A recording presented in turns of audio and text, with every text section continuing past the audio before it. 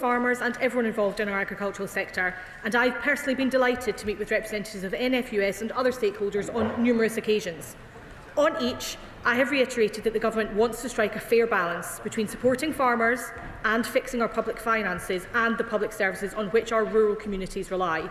As both honourable members will be aware, the vast majority of farmers will not be affected at all.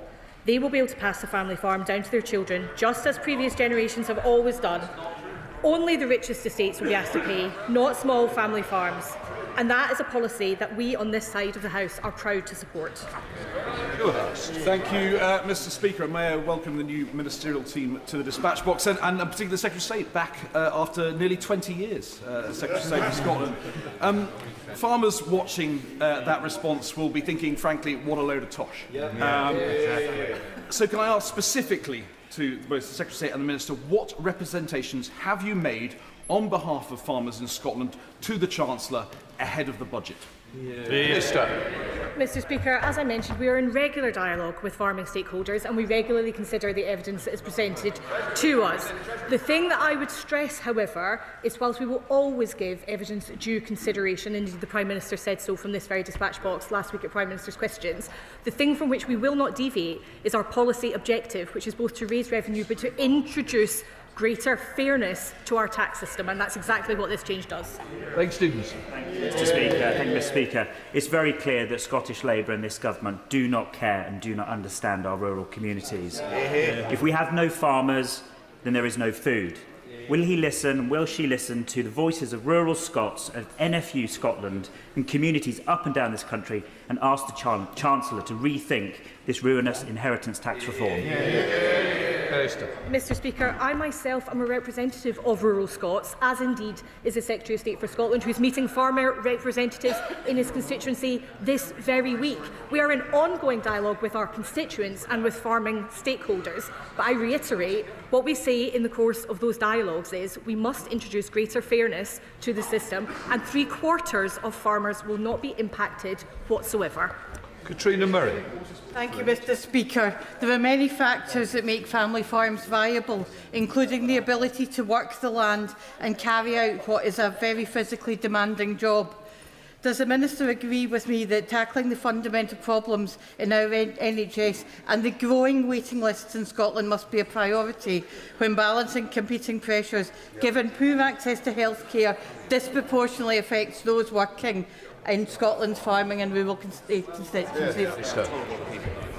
Mr Speaker, I couldn't agree with my honourable friend more. Since the election, the UK Government's Plan for Change has delivered an extra £5.2 billion to the Scottish Government, funding that can be used to improve the performance of devolved public services like the NHS. In June, the Spending Review announced an additional £9.1 billion in funding for the Scottish Government, so rural communities like my own are right to ask when they will see improvements in their access to healthcare. I would also like to take the opportunity to commend charities like the Farm Safety Foundation and their brilliant Yellow Wellies initiative for the work that they do to support the mental and physical health of farmers and all of our rural communities. Thank you, Mr Speaker. The proposed changes to agricultural property relief in Scotland ensure that by still providing full relief for the first £1 million of assets, farmers continue to benefit from government support far beyond that which is available to other assets. Given that 7% of claimants, 117 claimants, received 2/5 of all agricultural property relief at the cost of some £219 million, does the Minister agree that this government's reforms are essential for fairness, but also to help fund vital public services in rural Scotland? Our reforms mean that the majority, almost 3/4 of those claiming relief, will not be affected. Only the richest estates will be asked to pay more. This is a fair approach that balances fixing our public finances while still maintaining support for small family farms and businesses. Can I just say, it says Scotland in the title. It's not linked to Northern Ireland. Andrew Bower, Show Secretary of State. Thank you very much, Mr Speaker.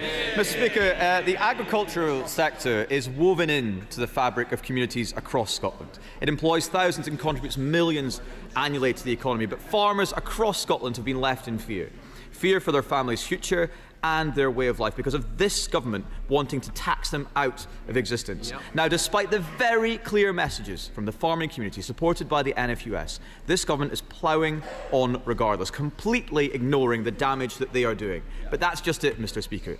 The truth is they don't understand, and worse, because they don't vote Labour, they don't care, do they? Minister. Mr. Speaker, I'll reiterate again, in case the Shadow Secretary of State didn't hear me.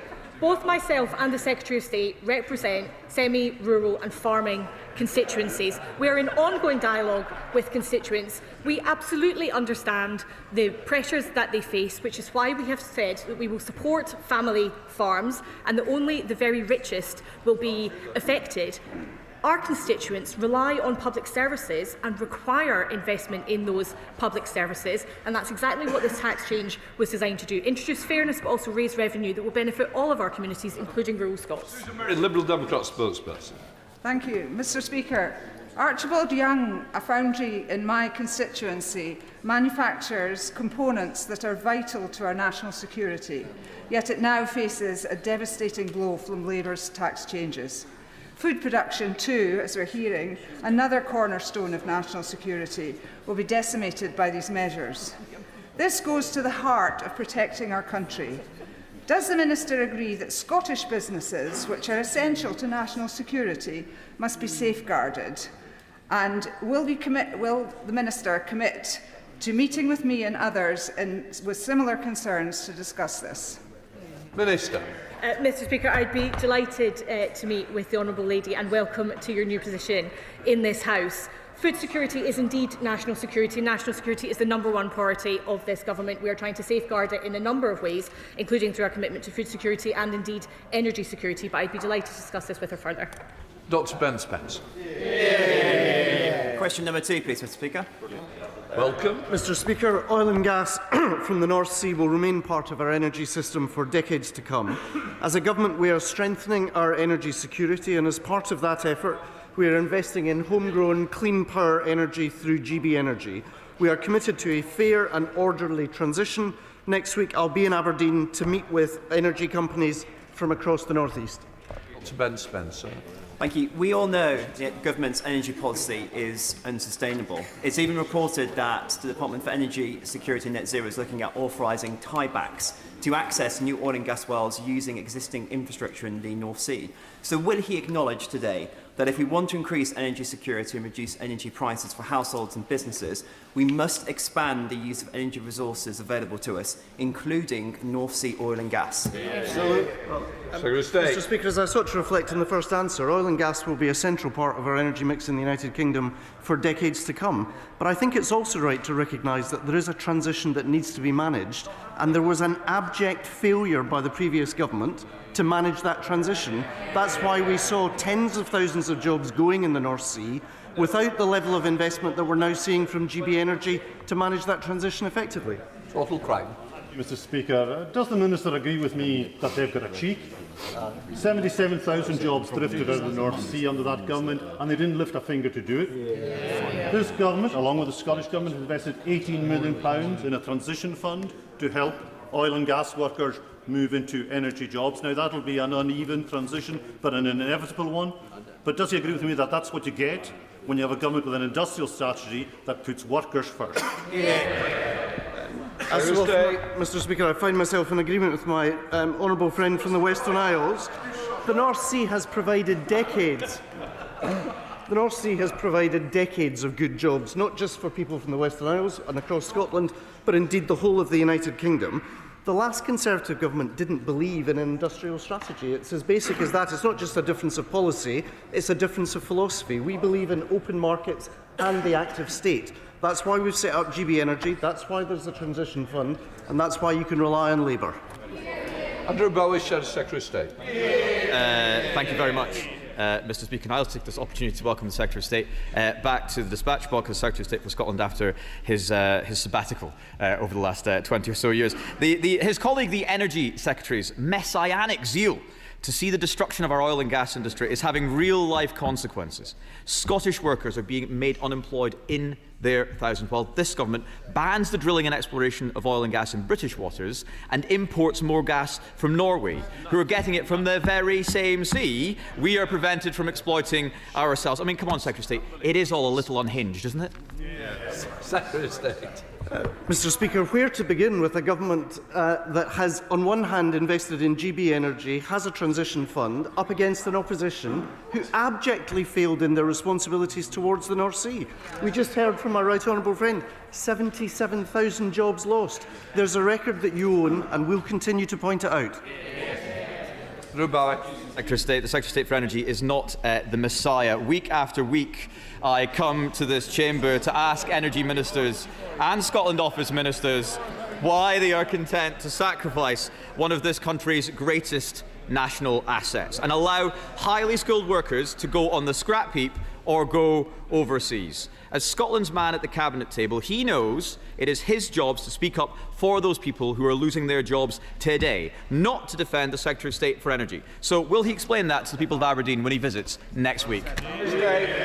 Mr. Speaker, I gently remind the Shadow Secretary of State there's a difference between abuse and argument. And in relation to substantive arguments, of course I'm happy to be Scotland's voice at the Cabinet table. That's why only next week I will be meeting with a range of energy companies based in Aberdeen, listening directly to them. That dialogue has already started, but I think we can do better than that. Douglas McAllister. Question number 3, please, Mr. Speaker. With your permission, Mr. Speaker, I will answer questions 3 and 12 together. The Scotland Office is backing Scotland's communities with our £292 million Pride in Place investment. This plan will support grassroots movements that will restore local people's power, boost national pride and help people get on in life. It will revitalise our high streets, create jobs and improve safety and security. But more than that, Mr. Speaker, it will give expression to this government's core belief that communities are powerful and that in every corner of our country you will find millions and millions of so-called ordinary people doing their best and doing their bit to transform the places they love for the people they love. Thank you, Mr. Speaker. The UK Government is investing more than £41 million of funding in my constituency, including the recently announced Pride in Place Award. This will unlock the potential of my Western Bartonshire constituency, matching the level of ambition I have to regenerate our town centres and communities in Western Bartonshire and make them fit for the future. Does the Secretary of State agree with me that this is in stark contrast to the SNP who have given up in our communities right across Scotland and in Western Bartonshire? Minister. Well, first of all, I'd like to commend my honourable friend for his ambition for his seat and also his sterling advocacy for it. He's right that this funding will help revitalise our high streets, create jobs and improve safety and security in Scotland. He's also right that the SNP is desperately out of touch with their squabbling over independence, while services across Scotland are at breaking point. Nash. Thank you, Mr. Speaker. Since the election last year, when Labour came to power, our constituents in Scotland have seen our friends in England and Wales see real improvements in their communities and public services, while our constituents look on and wonder what the SNP government are squandering Scotland's share on. Does the Minister agree with me that key to the success of the Pride in Place funding and projects, including the £41.5 million coming to Lanarkshire, is that we are putting power directly in the hands of people to make decisions about investments in their own communities? Minister. Mr. Speaker, my honourable friend is right that both her constituents and mine look with some envy to the other side of the border, where millions of extra NHS appointments have been secured, whilst waiting lists in Scotland go up and up. Local communities are at the heart of Scottish life, which is why we're giving them control over hundreds of millions of pounds of investment to revitalise their high streets, take ownership of important local assets and build thriving and prosperous places to work, live and visit. Rick Cross. Mr. Speaker, the Pride in Place initiative from the government, their equivalent to levelling up, should be great and it should be felt across Scotland, but unfortunately we're actually feeling the negative, the opposite in North East Scotland because of their energy policies. The regeneration which our high streets are going to need after a decade of decline that we may see in the sector, whether that's from the SNP's policies or from Labour policies, will be disastrous. How will the government act to ensure that our high streets in North East Scotland will not be decimated even further? Mr. Speaker, I will remind the honourable lady that, of course, her constituents benefit from a city and region growth deal, so there is investment going into her place. But if she If she has complaints about the decline of her constituency, I suggest she looks at her other colleagues on the benches opposite and holds them accountable for 14 years of catastrophic economic mismanagement by the Conservatives. Wishart. Thank you very much, Mr. Speaker. As long as I get any opportunity, I'm just going to continue to ask, why is Perth and Kinross not getting 1 penny from this current allocation? Why is Perth and Kinross never had 1 single penny from any government allocation? Why did this Labour government take away £5 million that we finally got from the Conservatives? And lastly, when is Perth and Kinross going to get its fair share? Minister. Mr. Speaker, these allocations under the Pride in Place programme have been based on data, evidence-led, and based on a formula that is progressive and putting money into the pockets of those who need it most. If he's worried about where money in Perth and Kinross has gone, I suggest he ask the First Minister of Scotland from his own party, who's received over £5 billion, and his constituents, like mine, will be asking, where's the money gone, John? Angus MacDonald. Question number 4, please. Thank you, Mr. Speaker. This government is taking action to support vulnerable families this winter, including expanding the Warm Home Discount Scheme, which means more than 500,000 households now benefit from this £150 payment. That's 1 in 5 Scottish households. He just said he won't. Angus MacDonald. Thank you, Mr. Speaker. Would the Minister acknowledge the unfairness that my constituents in Skye, and indeed all across rural Scotland and rural Great Britain, who are paying 4 times as much to heat their houses using locally generated renewable electricity, often while looking at wind turbines outside their window, compared to those in cities who heat their houses using carbon imported gas, largely due to the fact that the environmental tariffs are wrongly on the renewables and not on the carbon fuel gas? So, Mr. Speaker, communities can feel tangible benefits from community benefits which are largely voluntary at the moment. I think he makes an important point, and that's why this government is considering mandating the provision of community benefit funds for low-carbon energy infrastructure across the United Kingdom, and we will have more to say in our plans when they're set out later this year. Maureen Burt. Thank you, Mr. Speaker. There are estimated to be over 70,000 households in Glasgow living in fuel poverty. The UK Government's extension to the Warm Homes discount will mean many of these families receive money off their energy bills. Could the Secretary of State outline how people can access this support? Well, Mr. Speaker, the good news is that those in receipt of pension credit that tops them up to a minimum weekly income will continue to receive this discount automatically. The scheme is opening again this month. Anyone who thinks they may be eligible, whether in Glasgow or elsewhere across Scotland, should contact their energy supplier. Rankin. Number 5, please. With permission, Mr. Speaker, I'll answer questions 5 and 11 together. I was elected on a very clear manifesto which made clear that this UK Labour government does not support independence or another referendum. If, after 18 years, the SNP are not prepared to run on their record, it begs the question, what kind of record have they left after 18 years in power? Behind the smokescreen they tried to create by talking about independence, we know the reality. 1 in 6 of us on waiting lists, rising violence and falling standards in our schools in Scotland. Frankly, Scotland deserves better. Thank you, Mr. Speaker. I thank the Secretary of State for his unequivocal rejection of separatism.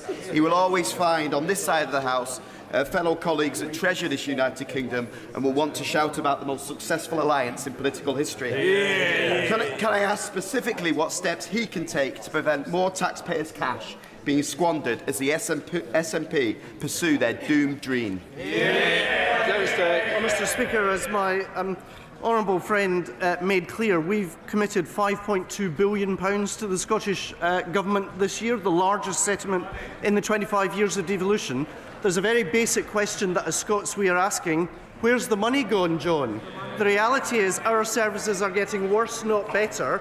We see industrial level waste from the SNP, and that's why it's time for a new direction. Brendan O'Hara. Thank you, Mr. Speaker, and may I also welcome the Secretary of State to his place. although it seems his appointment hasn't been universally welcomed. Indeed, I hear the Daily Record feared an asterisk shortage, having asked his Labour colleagues for their opinion, with one particularly caustic comrade saying, "If I had £1 for everyone that liked him, I'd have 50 pence." But rest assured, his appointment was welcomed with open arms on these benches. And I have to admit, Mr. Speaker, for having a grudging admiration for him, for someone who cares not about the opinion of other people, but with Labour tanking in the polls and independents the majority view in this... Mr O'Hara, I think it's meant to be a question, not a statement. I'm sure you might catch me eye. Well, Mr. Speaker, the quality of the SNP's contributions don't seem to have improved since 2007. And neither has their argument, because in the face of failing schools, failing hospitals, the inability to build ferries in his own constituency, what do we see? Once again, dreary documents about independence. The reality is they have let Scotland down. Scotland deserves better, and that's why we're up for the fight in May. Mr. Speaker, the SNP's renewed chatter on independence is understandable because they want to distract from their abysmal record of running down our public services.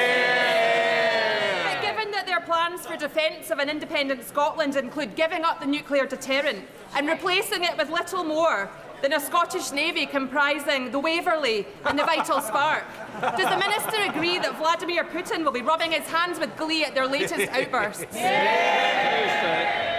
Mr. Speaker, I'm a great fan of both Parahandy, the Vital Spark, and the Waverley, but I wouldn't want to offer that in the face of Vladimir Putin's defence or approach to Euro-Atlantic security. The reality is we have student gesture politics from the Scottish National Party. I met with the major defence companies in Greenock last Friday, and they were very clear that we are foregoing industrial opportunities now. There is a real cost to the incompetence and student naivety of the Scottish National Party. Elaine Stewart. Thank you, Mr. Speaker. Businesses in my constituency of Ayrcarrick and Cumnock, and indeed across Scotland, need stability, certainty and opportunity. Does my right honourable friend agree that this is what they are getting from a Labour government, which stands in stark contrast to the instability and uncertainty of the SNP and their obsession with independence?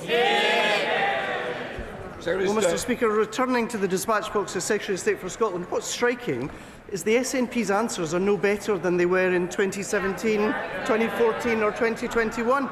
I simply ask, what is their policy on a Scottish currency? What is their policy on foreign reserves? What is their position on a Scottish pension? They're no better answering these questions now than they were 20 years ago. Stephen Gettins.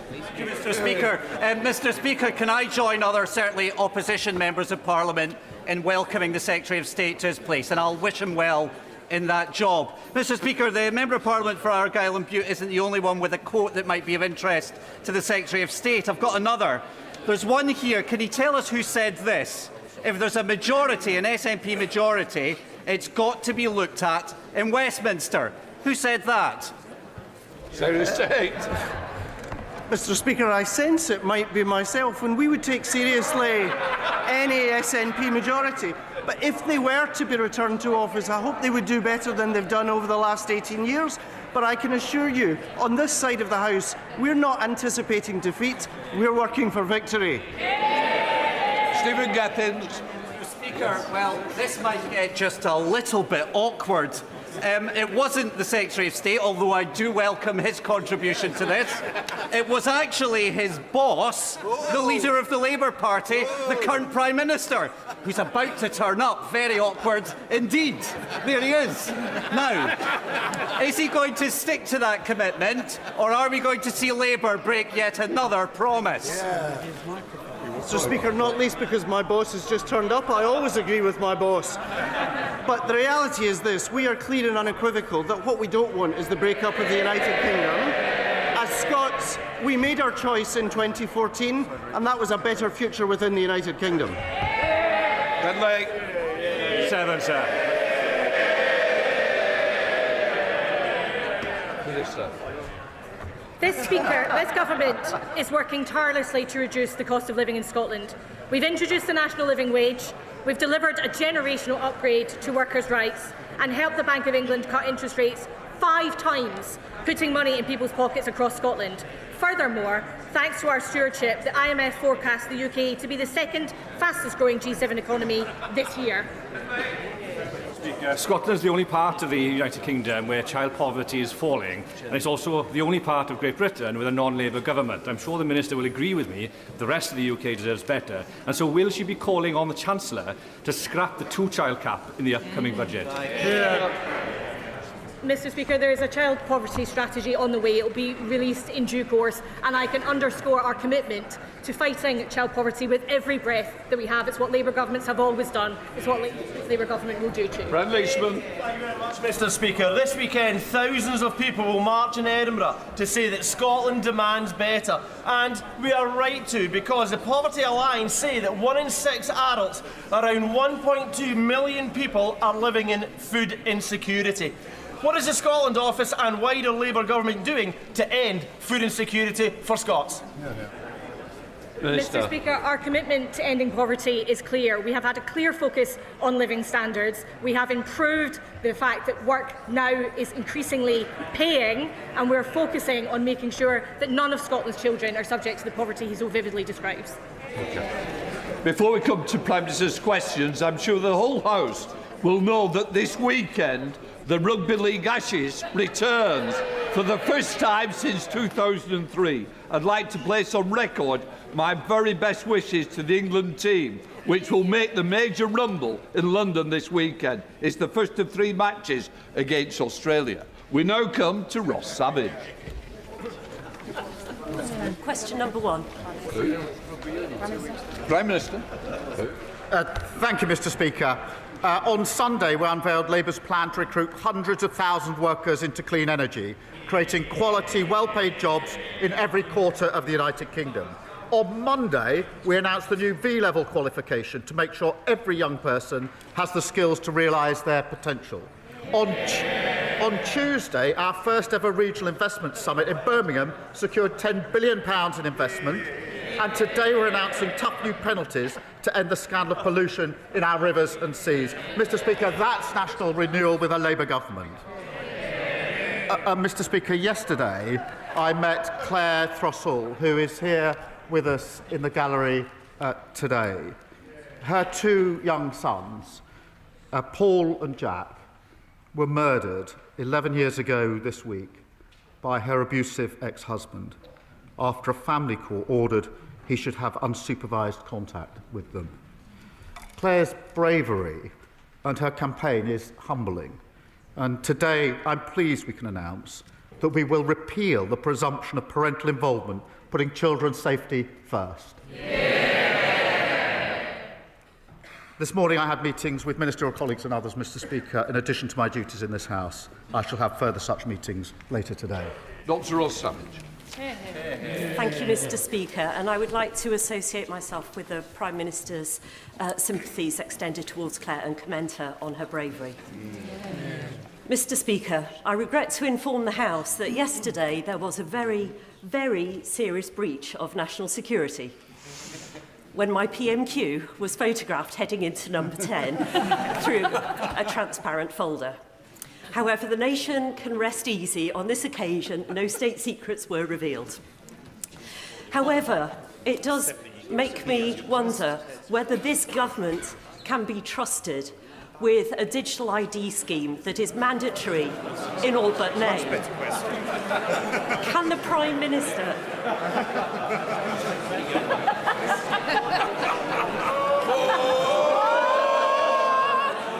I'd like to keep the Prime Minister on his toes. Will the Prime Minister reverse this misguided scheme, or will he persist with a plan that makes all of our personal data vulnerable to hacks and attacks? Yeah. Prime Minister. Well, I thank you for that question. The whole point of digital ID, of course, is that you can't see it, so that should at least deal with the first of her concerns. Look, it is important that we make access to services, public services, as easy as possible for people. And we all know the difficulties that so many people have accessing services, and digital ID has been shown in other countries to help. I do think this is an important step forward. I also think it's very important as part of our plan to tackle those who are entering our country illegally. Jane Kirkhoff. Thank you, Mr. Speaker. Households in Cornwall in temporary accommodation have increased by 265% in 5 years.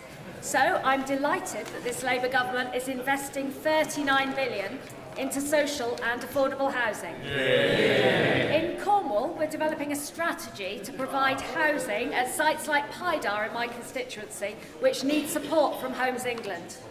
Will the Prime Minister arrange for us to meet the Housing Minister at our Homes Cornwall launch next month to accelerate discussions on a strategic partnership for Cornwall so we can build the right homes in the right places for local people?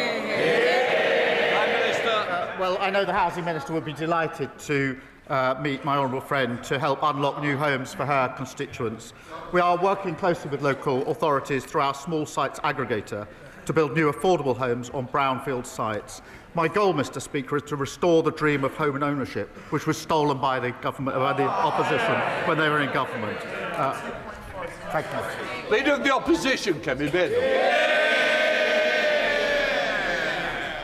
Mr. Speaker, first of all, can I pay tribute to the former Conservative MP Oliver Colville, who has very sadly passed away after a long illness. Colleagues will remember him for his love of cricket and, of course, hedgehogs.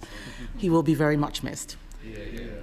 Mr. Speaker, 4 victims on the Rape Gang Survivors Panel have resigned. And they've resigned because they've lost all confidence in the government's inquiry. So I'm giving my first question to one of them, to Fiona. She said, being dismissed and contradicted by a minister when you're telling the truth takes you right back to that feeling of not being believed all over again. Fiona's question is simple. What's the point in speaking up if we're just going to be called liars? Prime Minister. Can I thank her for raising that on behalf of Fiona, and let me give Fiona and the House my answer, Mr. Speaker, because the grooming scandal was one of the worst scandals of our time. Women and girls were abused and exploited by predatory gangs of men, and survivors have been ignored for many years, including by the state that, of course, is supposed to protect them. My vow to Fiona and them is that this national inquiry will change that. I do acknowledge that in recent days some members, including Fiona, have decided to step away from the panel. I say this, Mr. Speaker, should they wish to return, the door will always be open. But even if they do not, we owe it to them and to Fiona and to the country to answer the concerns that they have raised. The inquiry is not and will never be watered down. Its scope will not change. It will examine the ethnicity and religion of the offenders, and we will find the right person to chair the inquiry. I can tell the House today, Mr. Speaker, that Dame Louise Casey will now support the work of the inquiry, and it will get to the truth. Injustice will have no place to hide. Mr. Speaker, I doubt she'll be satisfied with that answer. He says that they could return to the panel if they wish to. Why would they do that? The government has been engaged in a briefing war against survivors. Elizabeth. Oh, really? They say shame? Why don't they listen to what Elizabeth had to say? Why don't they listen to what Elizabeth had to say? Elizabeth, who was abused in Rotherham from the age of 14, had this to say, and I quote, "The government has created a toxic environment for survivors." They were looking for answers from the Prime Minister, and what they've heard is Labour MPs saying shame at their words. Yesterday, Mr. Speaker, the Safeguarding Minister said Elizabeth was wrong. Who should we believe? The Prime Minister's Safeguarding Minister or Elizabeth? Prime Minister. Mr. Speaker, let me put on record my respect for all of the survivors who've been through the most awful ordeals. and I want to thank those that have been involved so far for the work in the process. What we're trying to do is to get this right and have an inquiry with survivors at the heart. As the Safeguarding Minister told the House yesterday, that's obviously not easy. They've all come with difficult experiences. There are a wide range of views, understandably, and every survivor does bring their own painful experience to this. The survivors met the prospective chairs this week, and we want to have them to have the chance to engage. I want survivors to be at the heart of this. I want an inquiry that can get to the truth. These are the hard yards, I accept that, but I want to press on and get this right. Mr. Speaker, he says that he wants survivors to be at the heart of this, but in his first PMQs this year, he said we did not need a national inquiry. And when he did, all of these MPs cheered. They were nodding their heads, including the Safeguarding Minister. They voted against the national inquiry 3 times. Yes, they did. Yes, they did. They voted against the national inquiry. They voted against the national inquiry 3 times, so the victims don't believe them. They can say no as much as they like. It is on the record. They don't like it, but it's true. Now, one of the victims has quit. Contrary to what the Prime Minister's just said and what the Home Secretary wrote this morning, they believe that the inquiry will downplay the racial and religious motivations behind their abuse. Aren't the victims right when they call it a cover-up? Prime Minister. Well, let me reassure the victims and the House that the scope of the inquiry will not be diluted, and we won't shy away from cultural or religious issues. And, Mr. Speaker, it was me that commissioned Baroness Casey in the first place, who gave me her recommendation in relation to a national inquiry, and we have, in the 4 months since then, finalised the panel and trying to get the leadership of this inquiry right, with survivors at the heart. Mr. Speaker, in that period, we have also reopened 1,200 historic closed cases. I have long argued, Mr. Speaker, that the criminal route where it can be pursued is the right route for perpetrators. We've introduced mandatory reporting of child sex abuse. I happen to think that is a vital safeguard. I've been campaigning for that for over a decade. I asked the last government to introduce it, and that fell on deaf ears. And that mandatory reporting of child sex abuse is something each and every one of them voted against earlier this year. And we've given victims and survivors the power to seek an independent review of their cases. But, Mr. Speaker, in relation to this inquiry, I want to go as fast as we can to get the justice that is deserved. I want to ensure survivors are involved in that, and we're balancing the two to get this right, and I'll continue to do so. Mr. Speaker, he's talking about mandatory reporting. I will remind him what Fiona asked. What is the point if the victims aren't going to be believed? What would be the point of mandatory reporting? All of this is happening now. All he's saying is because 4 of those victims resigned from the survivors panel. If they hadn't done that, they would have continued with the watering down, which we all know that they were carrying out. So, yes, the victims are right to be worried. He also talked about looking for a chair. It has been 10 months since we first called for a national inquiry. 10 months. It is shocking that they still do not have a chair. One of the final 2 candidates, Mr. Speaker, has pulled out, leaving a former police officer that the victims don't want. What they do want is a judge. They deserve a judge. So, Mr. Speaker, we are talking now. We are talking about the industrial-scale rape of women and girls. Unlike most of the inquiries going on, why is it that this inquiry doesn't deserve a judge? Prime Minister. Can I answer that? It's a serious point, Mr. Speaker, because whether it should be judge-led was looked at by Louise Casey, and she decided against that for a reason, and her reasons were twofold. I'll spell them out. The first was the speed with which we could do this. And it would have been... They asked the question, and the first was the speed with which we could do this. The second is really important, and that is that at the same time as the inquiry, I was absolutely determined that criminal investigations would go on at the same time. One of the problems that judge-led inquiries run into, I've seen and experienced this myself, is that they're often held back until the end of the criminal investigations. And I was determined that we'd be able to run the two together. And it's because of that, Mr. Speaker, that we've been able to reopen 1,200 historic cases at the same time. And Mr. Speaker, she asks, what's the point of mandatory reporting that she voted against? I don't think she understands how it works. This,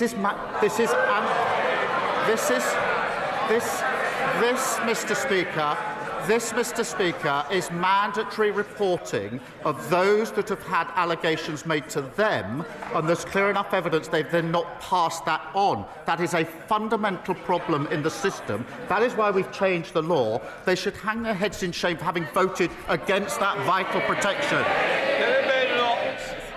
What he should hang his head in shame in is calling this a far-right bandwagon when we first raised this issue.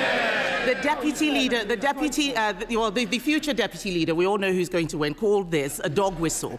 What we need to think about right now, Mr. Speaker, is the victims. It is the survivors. I spoke to one of them yesterday. Let's remember, these are victims who waived their anonymity, an incredibly difficult thing to do. And they believe that the safeguarding minister has lied to them and about them. One of the survivors has said, and I quote, "Jess Phillips needs to be removed because I don't think her conduct during this has been acceptable for the position that she holds." Those aren't my words.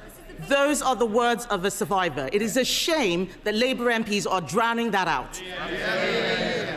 The member for Birmingham Yardley has clearly lost the confidence of the victims. Does she still have the confidence of the Prime Minister? Can I just say, Prime Minister, even if we are quoting somebody else, we shouldn't quote it because it's a direct allegation against a member of this House. So I'm sure that that's not what was intended, Prime Minister.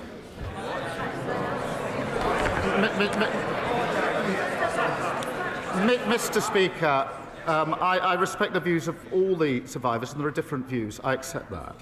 But the safeguarding minister, I think, has probably more experience than any other person in this House in dealing with violence against women and girls.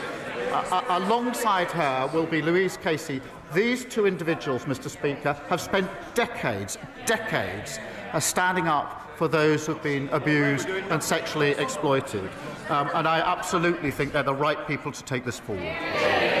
Mr. Speaker, she doesn't have more experience than the survivors. The fact is, just a few weeks ago, he was standing there telling us he had full confidence in the best friend of a convicted paedophile. So it is no surprise that people have no confidence in what he is saying.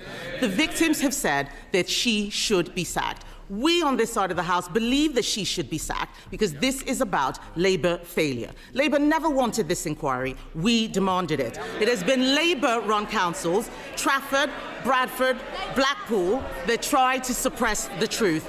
It is Labour ministers attacking the victims. We're standing up for them. And how is it, Mr. Speaker, how is it that whether it is rape or Chinese espionage, when he's in a position to do something about it, it's always someone else's fault?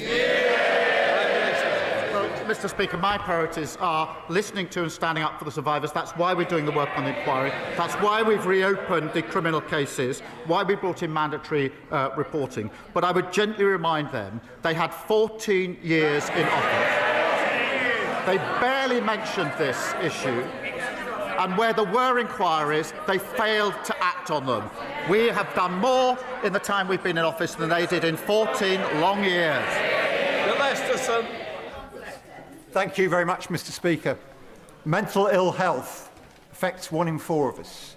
It costs this country up to £300 billion a year. So will the Prime Minister join me in thanking the staff at McGull Health Park who do a brilliant job in looking after those suffering from mental ill health? And will he wish them well with their plans to set up a world-leading research and innovation centre which will make an enormous contribution towards this government's stated aim of giving mental and physical health care equal priority?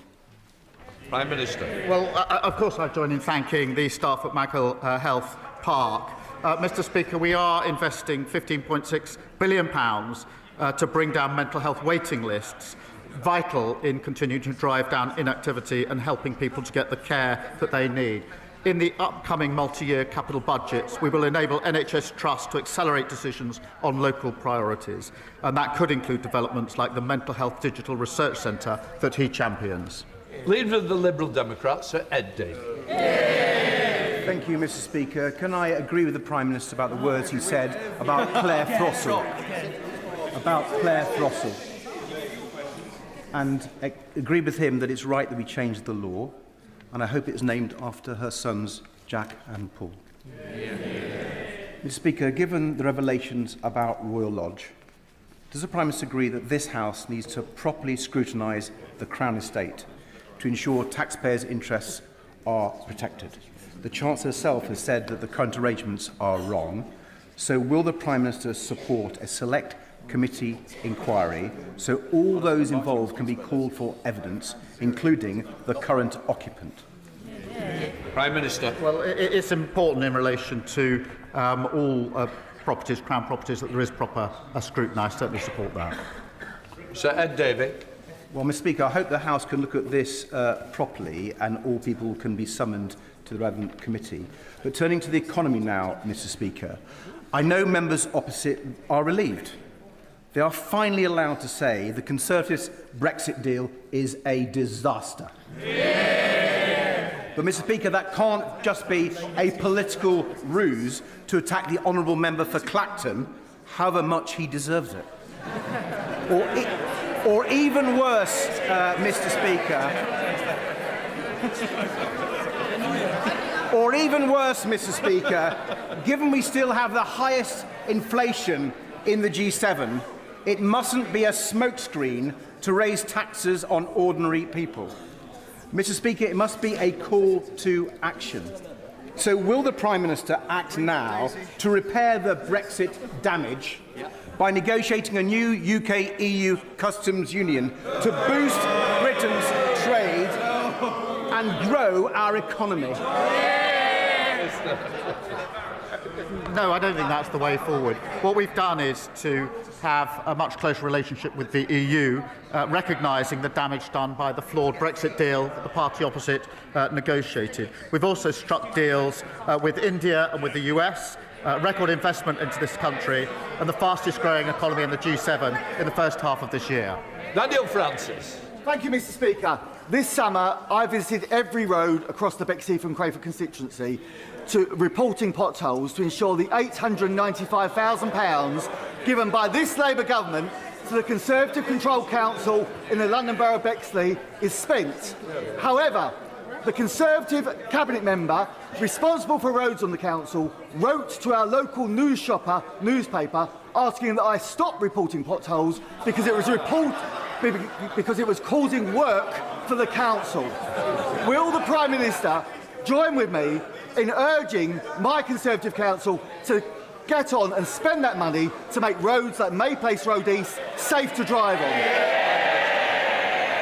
So this is a local Conservative council telling him not to point out potholes in case they have to fill them. That's outrageous, just like the record of the last 14 years. Mr. Speaker, we know how problematic, dangerous and costly potholes are to drivers. That's why we've delivered record investment to maintain our roads and fix potholes. That's £1.6 billion, Mr. Speaker. That money's been given to councils, but it comes with strings. So my message to reinforce this is clear to the council. Use the money, fix the roads, show how you're carrying out repairs, or lose the money because it's councils who get on with the job of fixing our roads. And I'll make sure the Road Minister follows up with him. Ellie Jones.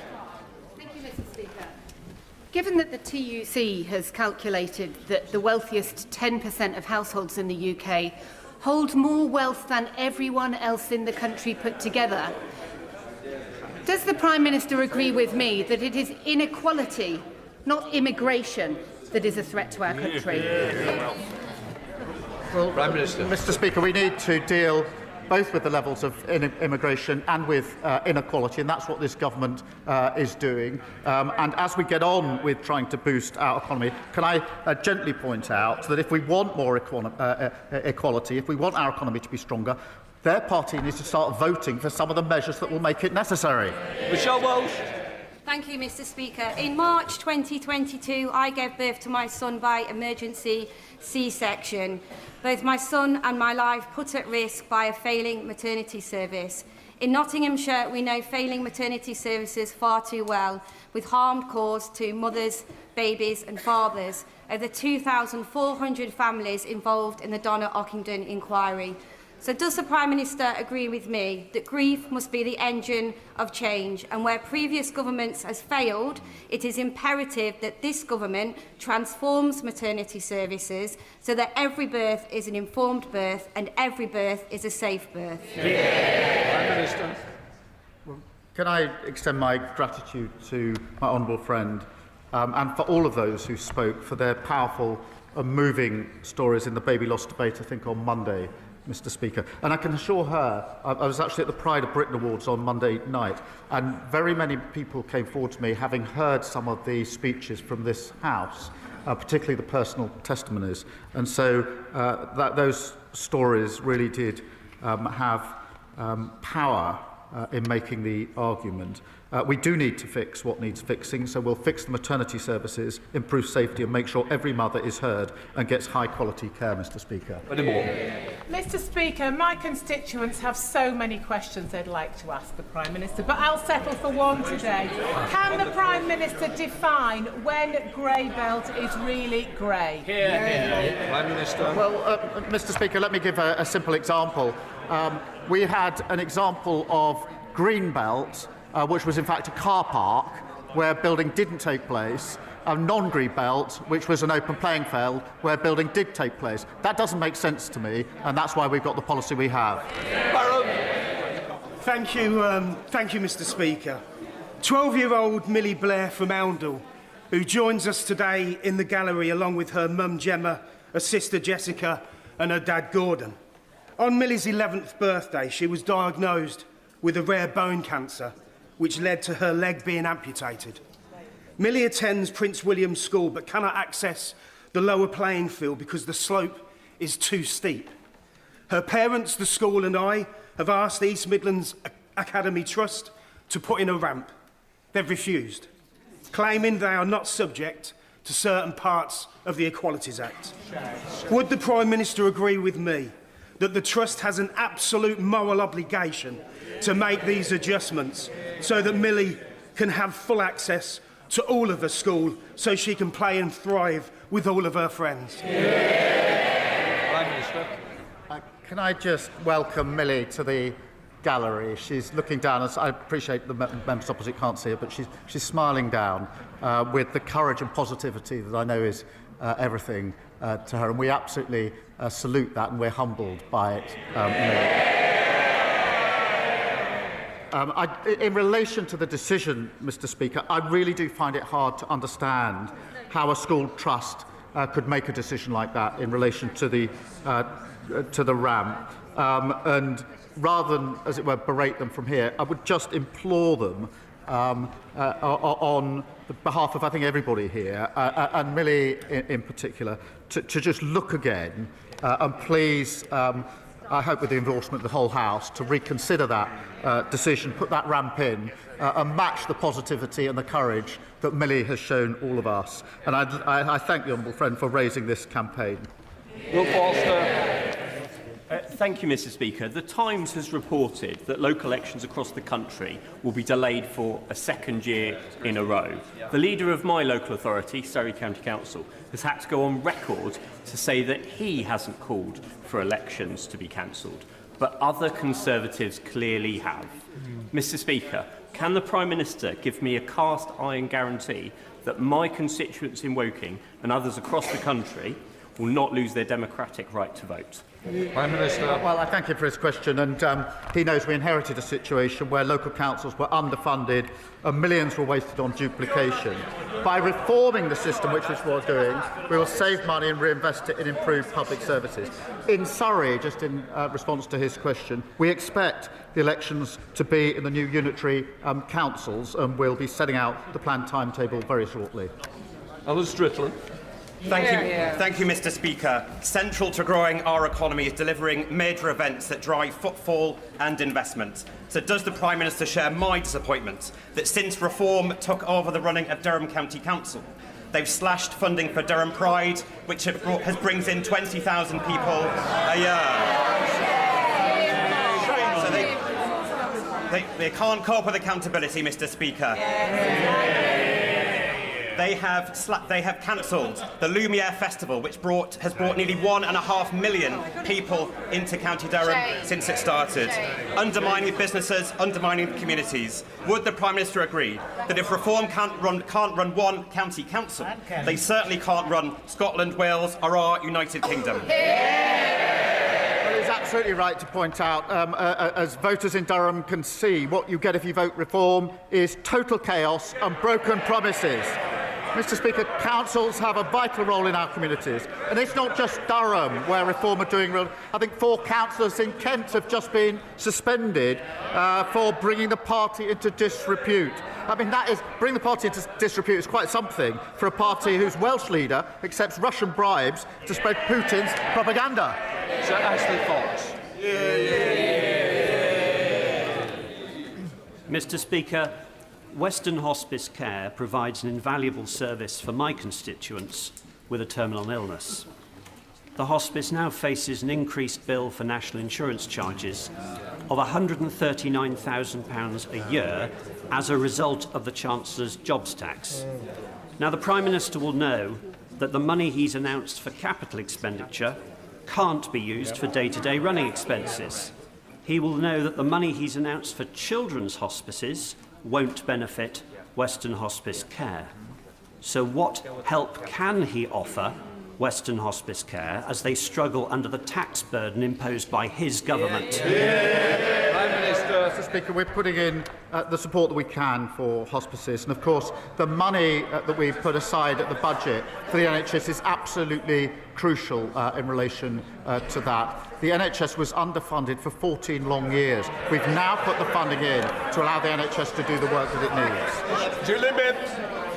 Mr. Speaker, December will mark the 10th anniversary of the Storm Desmond floods that devastated my Carlisle constituency and forced thousands of people from their homes. Despite promising us new flood defences, previous Conservative governments left them unfinished.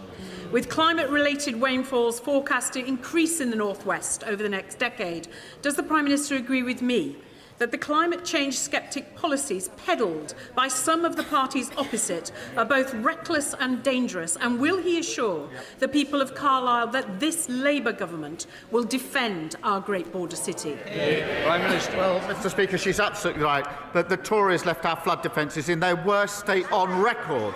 And we, of course, are building them up again, investing over £10 million to protect homes and businesses. And we've delivered over 150 flood schemes in our first year. And I want to see this progress even more rapidly.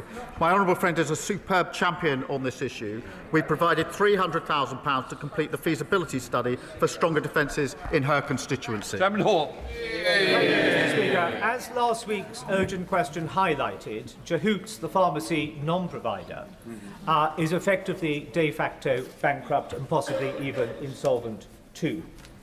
Last week we discussed at great length the impact that is having on patients securing their prescriptions. It is now becoming increasingly evident that staff, whilst being told by HMRC is being told by Jehoots they're being paid, are not. Lana Gulston and Blake Horwood in my constituency haven't been paid since the 18th of July. They are resorting to the kindness of friends and the support of food banks to make ends meet. The Minister, the member for Aberfan and Maesteg, is doing fantastic work to try to drive forward modernisation of the regulations. But this is now impacting the work of the Department of Business and Trade, HMRC and DWP. Could I urge the Prime Minister to convene those three departments alongside the DOHSC to secure a better deal and a fair deal for patients, but also for those who are currently employed and trapped in employment, not released by being made redundant, but are not being paid? Minister. Well, can I thank him for raising this really serious issue, as he's done on a number of occasions, because it affects constituents of his, but also across the country. And it's simply unacceptable that customers and staff have been so badly let down. I know he will be meeting the relevant minister, but just let me update him here and now in a couple of respects, because officials are currently reviewing whether the Integrated Care Boards and the General Pharmaceutical Council need additional powers to address pharmacy businesses that do not play by the rules, and I think that's exactly the point he raises. That could include powers for the councils to go after business owners in addition to the pharmacy professionals. There'll be more detail when he has his meeting, but I thought it helpful to give those two indications. Thank you, Mr. Speaker. Well over 1,000 youth clubs have closed in this country since 2010, with a huge negative impact on our young people. This is despite the fact that youth clubs have had a long positive history in this country for helping young people to mature in a healthy fashion. In particular, FAB clubs help disabled and non-disabled people to build friendships in an inclusive environment. The FAB charity are here in Parliament later today to gain support for their work.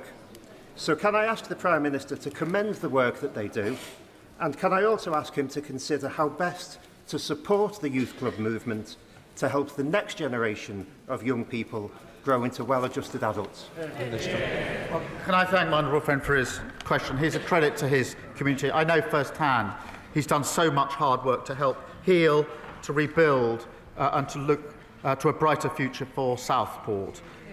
Can I welcome FAB Charity to Parliament? They do fantastic work, Mr. Speaker, to help break down barriers.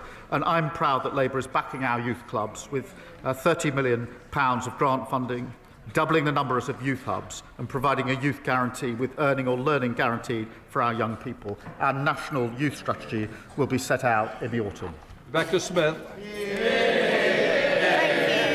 Mr. Speaker, last week I invited the Prime Minister to match the Conservative pledge to scrap business rates for our high streets. However, he declined. Instead, he pointed me towards the small business strategy. Since then, businesses have been in touch to tell me that this strategy will make little or no difference to their future. With 14,000 high street businesses expected to close this year alone, and with retail businesses in my constituency facing a doubling of their business rates, when will this Labour government deliver on its commitment to reduce business rates, given that they are unprepared to accept our policy of scrapping them altogether? Mr. Speaker, our small business plan was drawn up with small businesses. I sent her a copy online. I hope she shared that with the 3,000 small businesses in her constituency. They show what we're doing. Well, we're reflecting what they asked us to do before they shout rubbish. This is what they asked us to do. £1 billion of additional lending to small businesses, £3 billion extra for small businesses to scale up, dealing with late payments with the biggest reform for 25 years. Alex Mayor. Thank you, Mr. Speaker. As Britain faced peril in World War II, Winston Churchill took a radical step. He changed the clocks to shift extra daylight into the evenings. As the clocks go back this weekend, would the Prime Minister take a look at the evidence on trialling Churchill time again to cut carbon, reduce bills, improve road safety, boost the hospitality industry, and be the Prime Minister who will brighten up all of our lives? Prime Minister. Well, I thank her for her question, and we'll look at the relevant material. Thank you, Mr. Speaker. Many in Glastonbury and Somerton are forced to travel hundreds of miles to see an NHS dentist, or suffer in agony, or fall into debt to pay for private treatment, or turn to DIY dentistry, like Jennifer, who extracted 2 of her teeth over the weekend. They simply can't wait for the consultation on the broken NHS contract. Mr. Speaker, they deserve immediate action. So will the Prime Minister outline what measures he's taking to end the dental desert in Somerset for good? Prime Minister. Well, can I thank her for raising this, because added to the list of shocking things the last government left was the shocking state of NHS dentistry, broken like everything else under the last government. In relation to her question, we are rolling out extra urgent care appointments. In Somerset, Integrated Care Board is expected to deliver over 13,000 extra dental appointments this year, and I'll give her more details in due course. We're also reforming the dental contract, which will shift focus onto retaining NHS dentists. Final question now, please, Tuttle. Thank you, Mr. Speaker. Ahmed Al-Ibrahim was only 16 years old when he was fatally stabbed in Huddersfield. His life was cruelly taken away in what the police described as an unprovoked and motiveless attack. On a visit to Netherhall Learning Campus in my constituency last week, I know how important this issue is for young people. So will the Prime Minister commit to redoubling efforts to tackle serious violence and knife crime through more visible policing, stronger prevention and investment in youth services? Prime Minister. Can I thank her for raising this devastating case, and my thoughts, I'm sure those of the whole House, are with the family and friends. Through our crime and policing bill, we're increasing penalties for the illegal sale of knives and giving police new powers to seize knives likely to be used for violence or cause harm. We've also launched a coalition to tackle knife crime, to bring together campaigners and community leaders to tackle the root causes of knife crime and help protect the next generation. Front benches change over.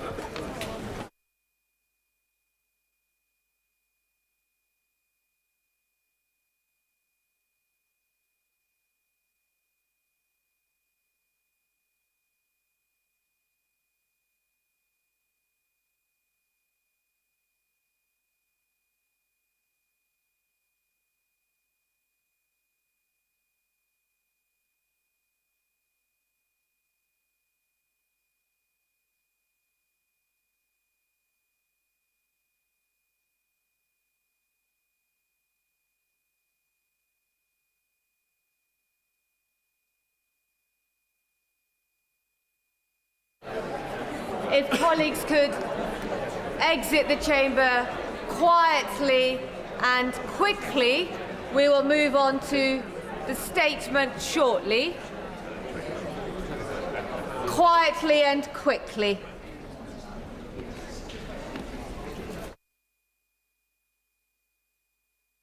We come to the statement on Heathrow, and I call the Secretary of State, Heidi Alexander.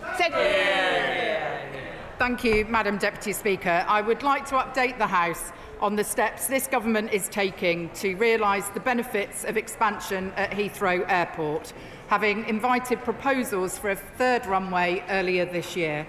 Today, I am launching a review of the airport's national policy statement. Britain wants to fly, and this government will act to meet public aspirations.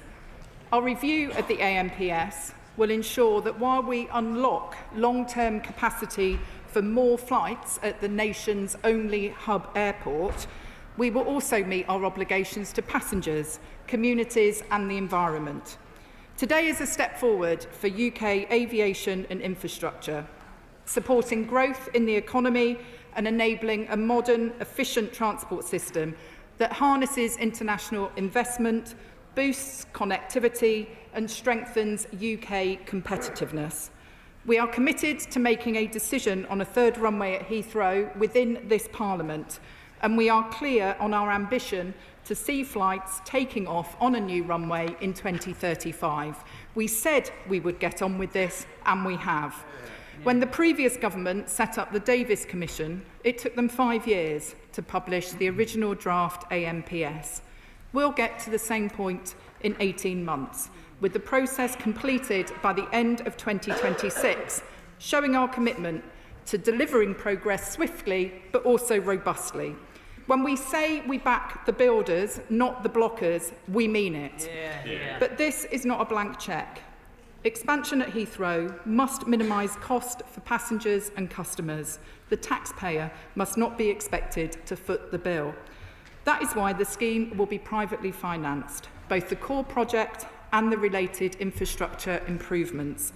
Extra staff and passengers must be able to get to and from the airport without turning the M4 and the M25 into Europe's largest car park.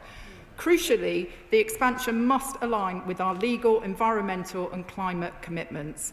Starting the review of the AMPS is critical to delivering expansion and will provide the basis for decisions on any future planning applications. The world has changed since the last AMPS review in 2018 and when it was designated at that point.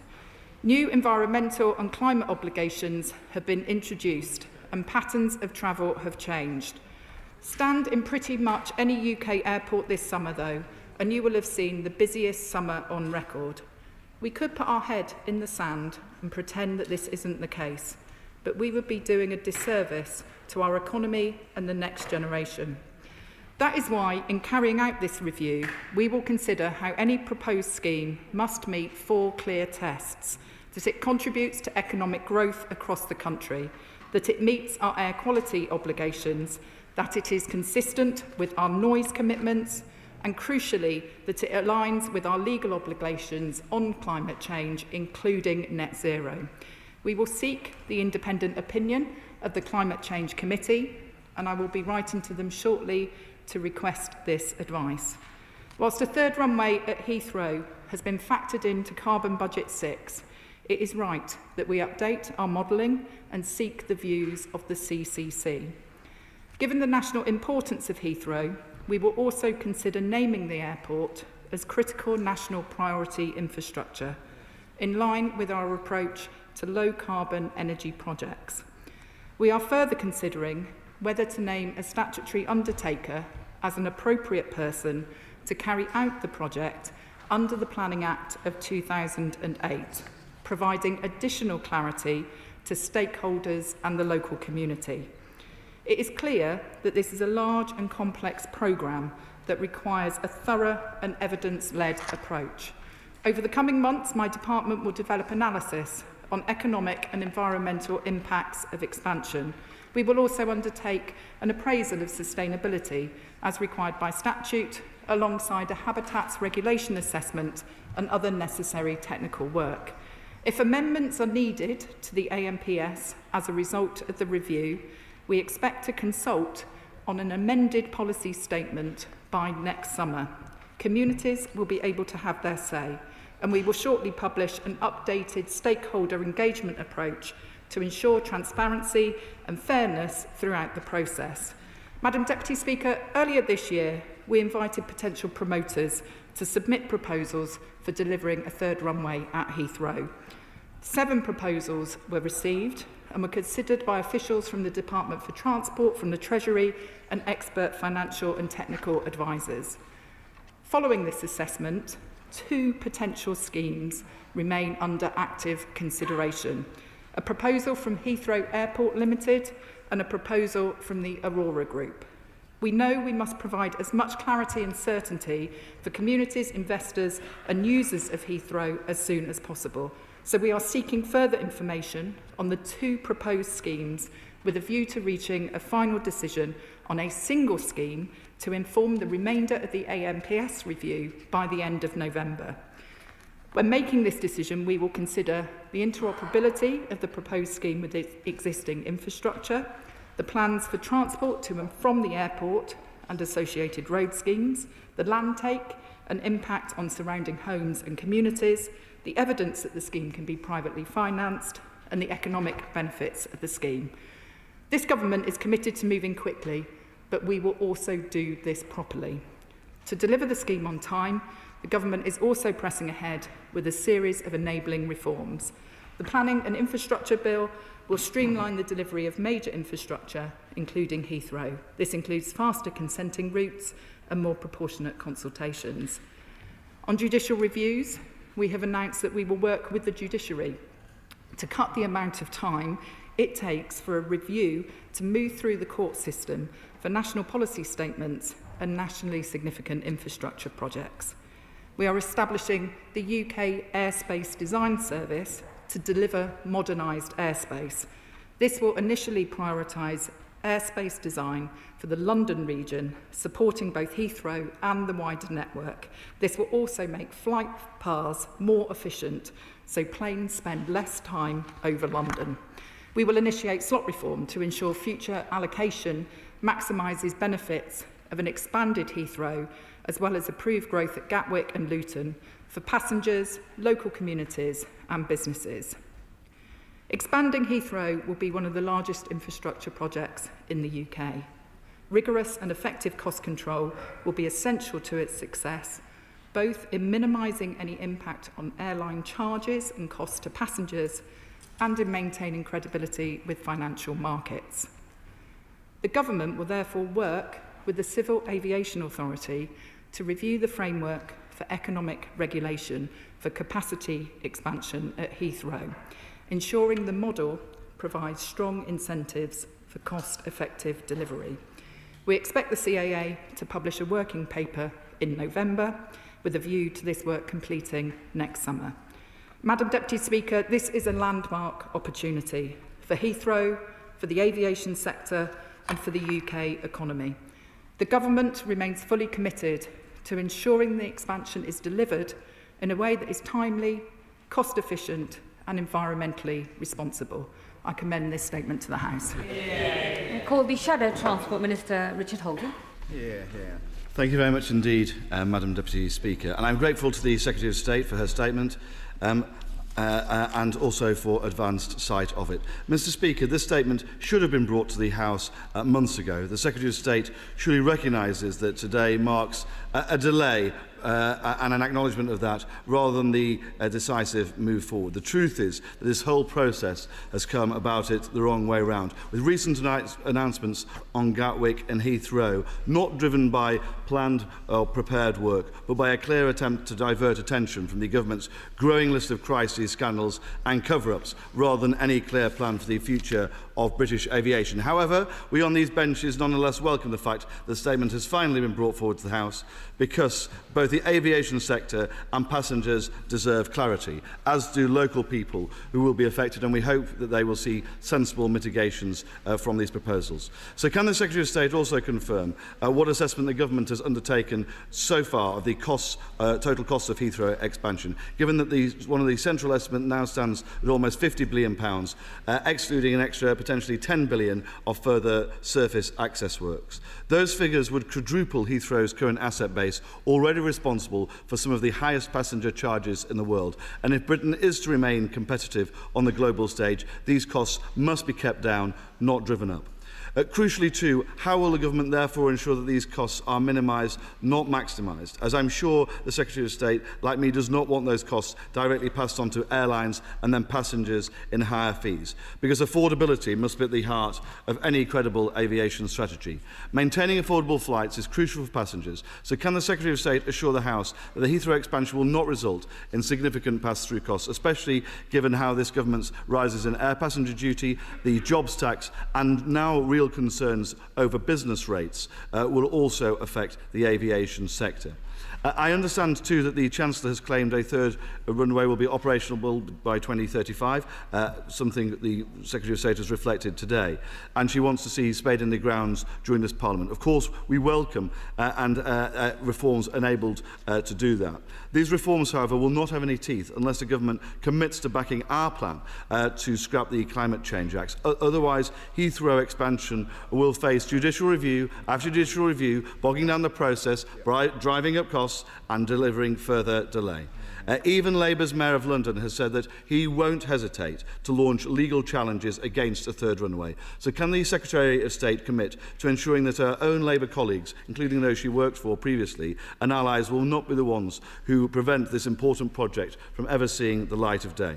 Can she also commit to ensure that the associated roads and rail links to not just into London, but also to the south are included, so that expansion delivers genuine economic growth and connectivity for the whole of the United Kingdom?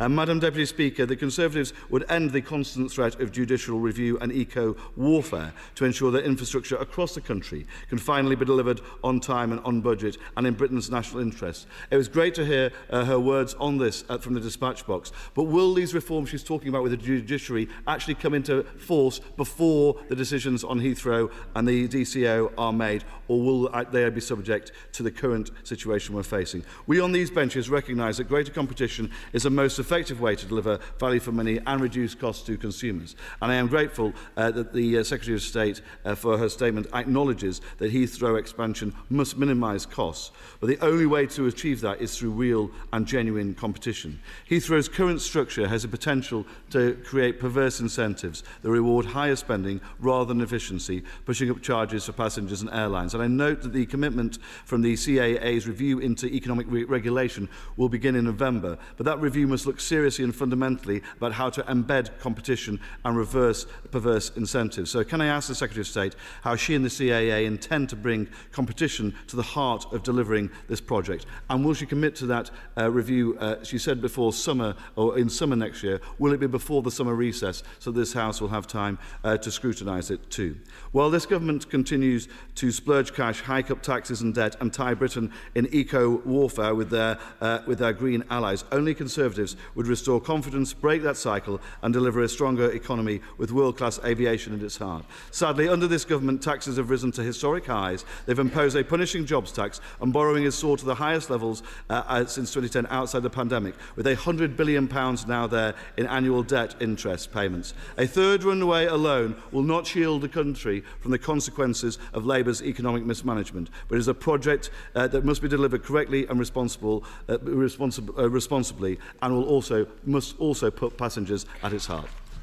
Secretary of State. Thank you, Madam Deputy Speaker. I'm interested by the Right Honourable Gentleman's comments about our pace of delivery, and I roundly reject his criticisms on this. We are the party that are accelerating Heathrow expansion, today setting out this swift and robust review of the AMPS to help us determine applications swiftly.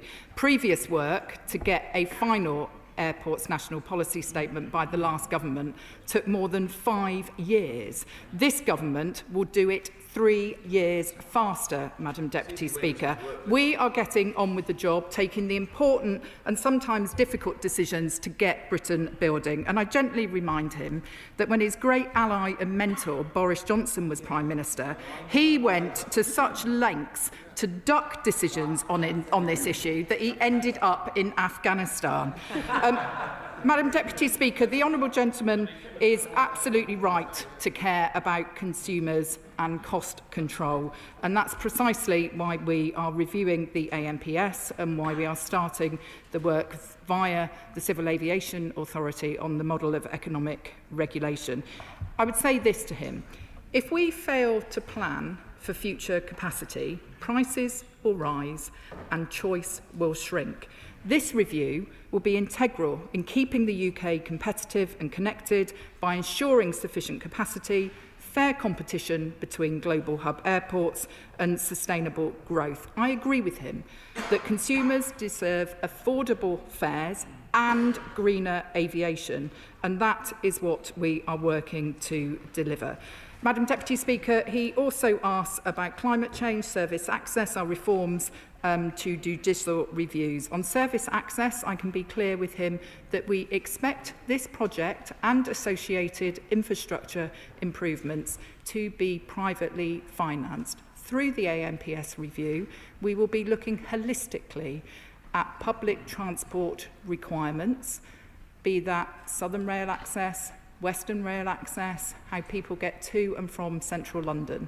He will recall that in the spending review, we set out the biggest investment in London's transport for over 10 years, £2.2 billion, enabling TfL to buy new rolling stock on the Piccadilly line, 10 extra Elizabeth line trains, and we will work closely with our colleague, the Mayor of London and TfL to ensure that appropriate infrastructure is in place.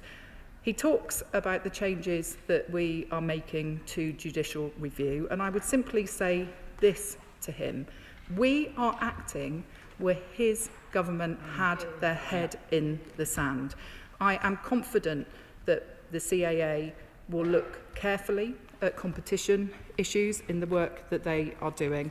And I am also confident, Madam Deputy Speaker, ultimately I know that at Heathrow we could create 100,000 jobs through expansion. We could boost economic growth as well as opening up new opportunities for trade, tourism and travel. We will do this properly. That's what we're doing by launching the AMPS review today, and I look forward to answering further questions from other honourable members. Select Committee Chair Ruth Cadbury. Thank Madam Deputy Chair, and I thank the Secretary of State for her statement today, and I look forward, hopefully, to the work she does on this AMPS to come to our committee in due course. Now, a third runway at Heathrow, combined with all of the other agreed or likely to be agreed expansions of capacity in London and South East airports, is an increase of 177 million passengers, 70% more than the number of passengers in London and the South East from 2024. So I look forward to the Climate Change Committee's response, because they said a 35% increase in capacity would be the maximum that would keep the UK compliant with our international legal commitments. But back to more specifics, in her statement she says she seeks to minimise costs for passengers and customers, but given the cost of runway 3 will be between 25 billion and 49 billion, how exactly will that not pass those costs on to the airlines and therefore the passengers if the Treasury isn't going to fund those costs, which we know that they're not? And on surface access, ever since the expansion of the building of the 5th terminal, the local authorities all around Heathrow have been pushing for southern rail access to Heathrow. Heathrow Airport have long said and have clarified recently they will not pay the cost of southern rail access. So how does she expect that to be funded if the M25 and the M4 are not to ground to a halt, if passengers and workers from the west of the airport and south of the airport are going to be able to get in and out of the airport? I would like to ask her to answer the how. Thank you. Marvellous. Secretary of State. My honourable friend is entirely right to raise these issues, and they are matters that we will be giving very careful and thorough consideration to through the Airport's National Policy Statement review that will take place over the coming months. She refers to opinion that has been provided from the Climate Change Committee about capacity expansion. I would also say to my honourable friend, of course, that we are making very rapid progress in cleaning up the fuel that is used in planes, that we are we're taking huge efforts to reform our airspace so that we can have cleaner, more direct flights, and that the carbon intensity of flying has to come down if we are going to have more planes in the air. She is also right to highlight the importance of the regulatory model, and that is why we have asked the CAA to do this piece of work over the coming months, aligned with the review in the Airport's National Policy Statement, and we will be saying more on that in due course. Liberal Democrat spokesperson Ollie Glover. Thank you, Madam Deputy Speaker, and I thank the Secretary of State for her statement, which made the government's intent very clear to support this proposed Heathrow third runway. Although it was good to hear her recognise the complexity of all that will be needed to deliver it, including major diversionary works of two of the country's busiest motorways. And we here in the Liberal Democrats continue to support the right infrastructure in the right place, which is why we have always supported schemes such as East West Rail and Northern Powerhouse Rail. But it does need to be the right infrastructure to tackle the right problems. And there are many unanswered questions about Heathrow third runway. The New Economics Foundation has been very clear that in their analysis that the environmental impact of airport expansion will erode a lot of our carbon emissions reductions plans, and many studies have questioned the economic case for Heathrow. I'd also perhaps be interested to hear from the Secretary of State about the dangers of relying solely on the private sector to fund large schemes. That was the case for the Channel Tunnel, which remains an enormously underutilised asset, partly because of the costs that have resulted of the decision to only have it private sector funded.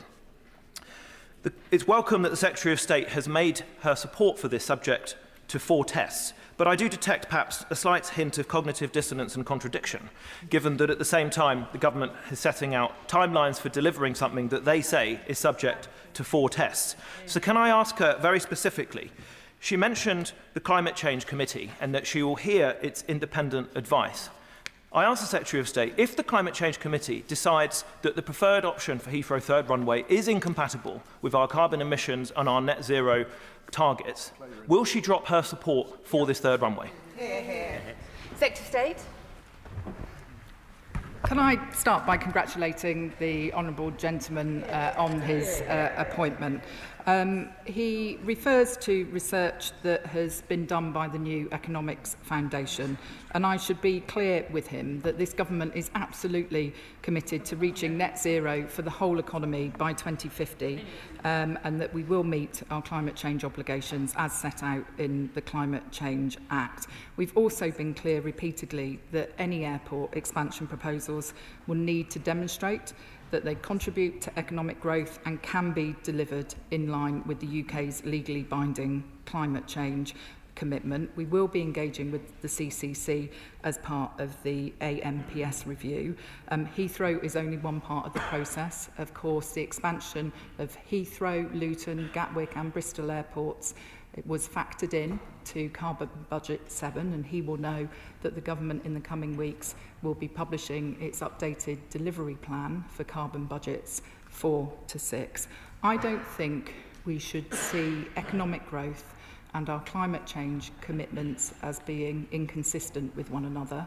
I believe we can go further and faster in terms of cleaner fuels and technological developments.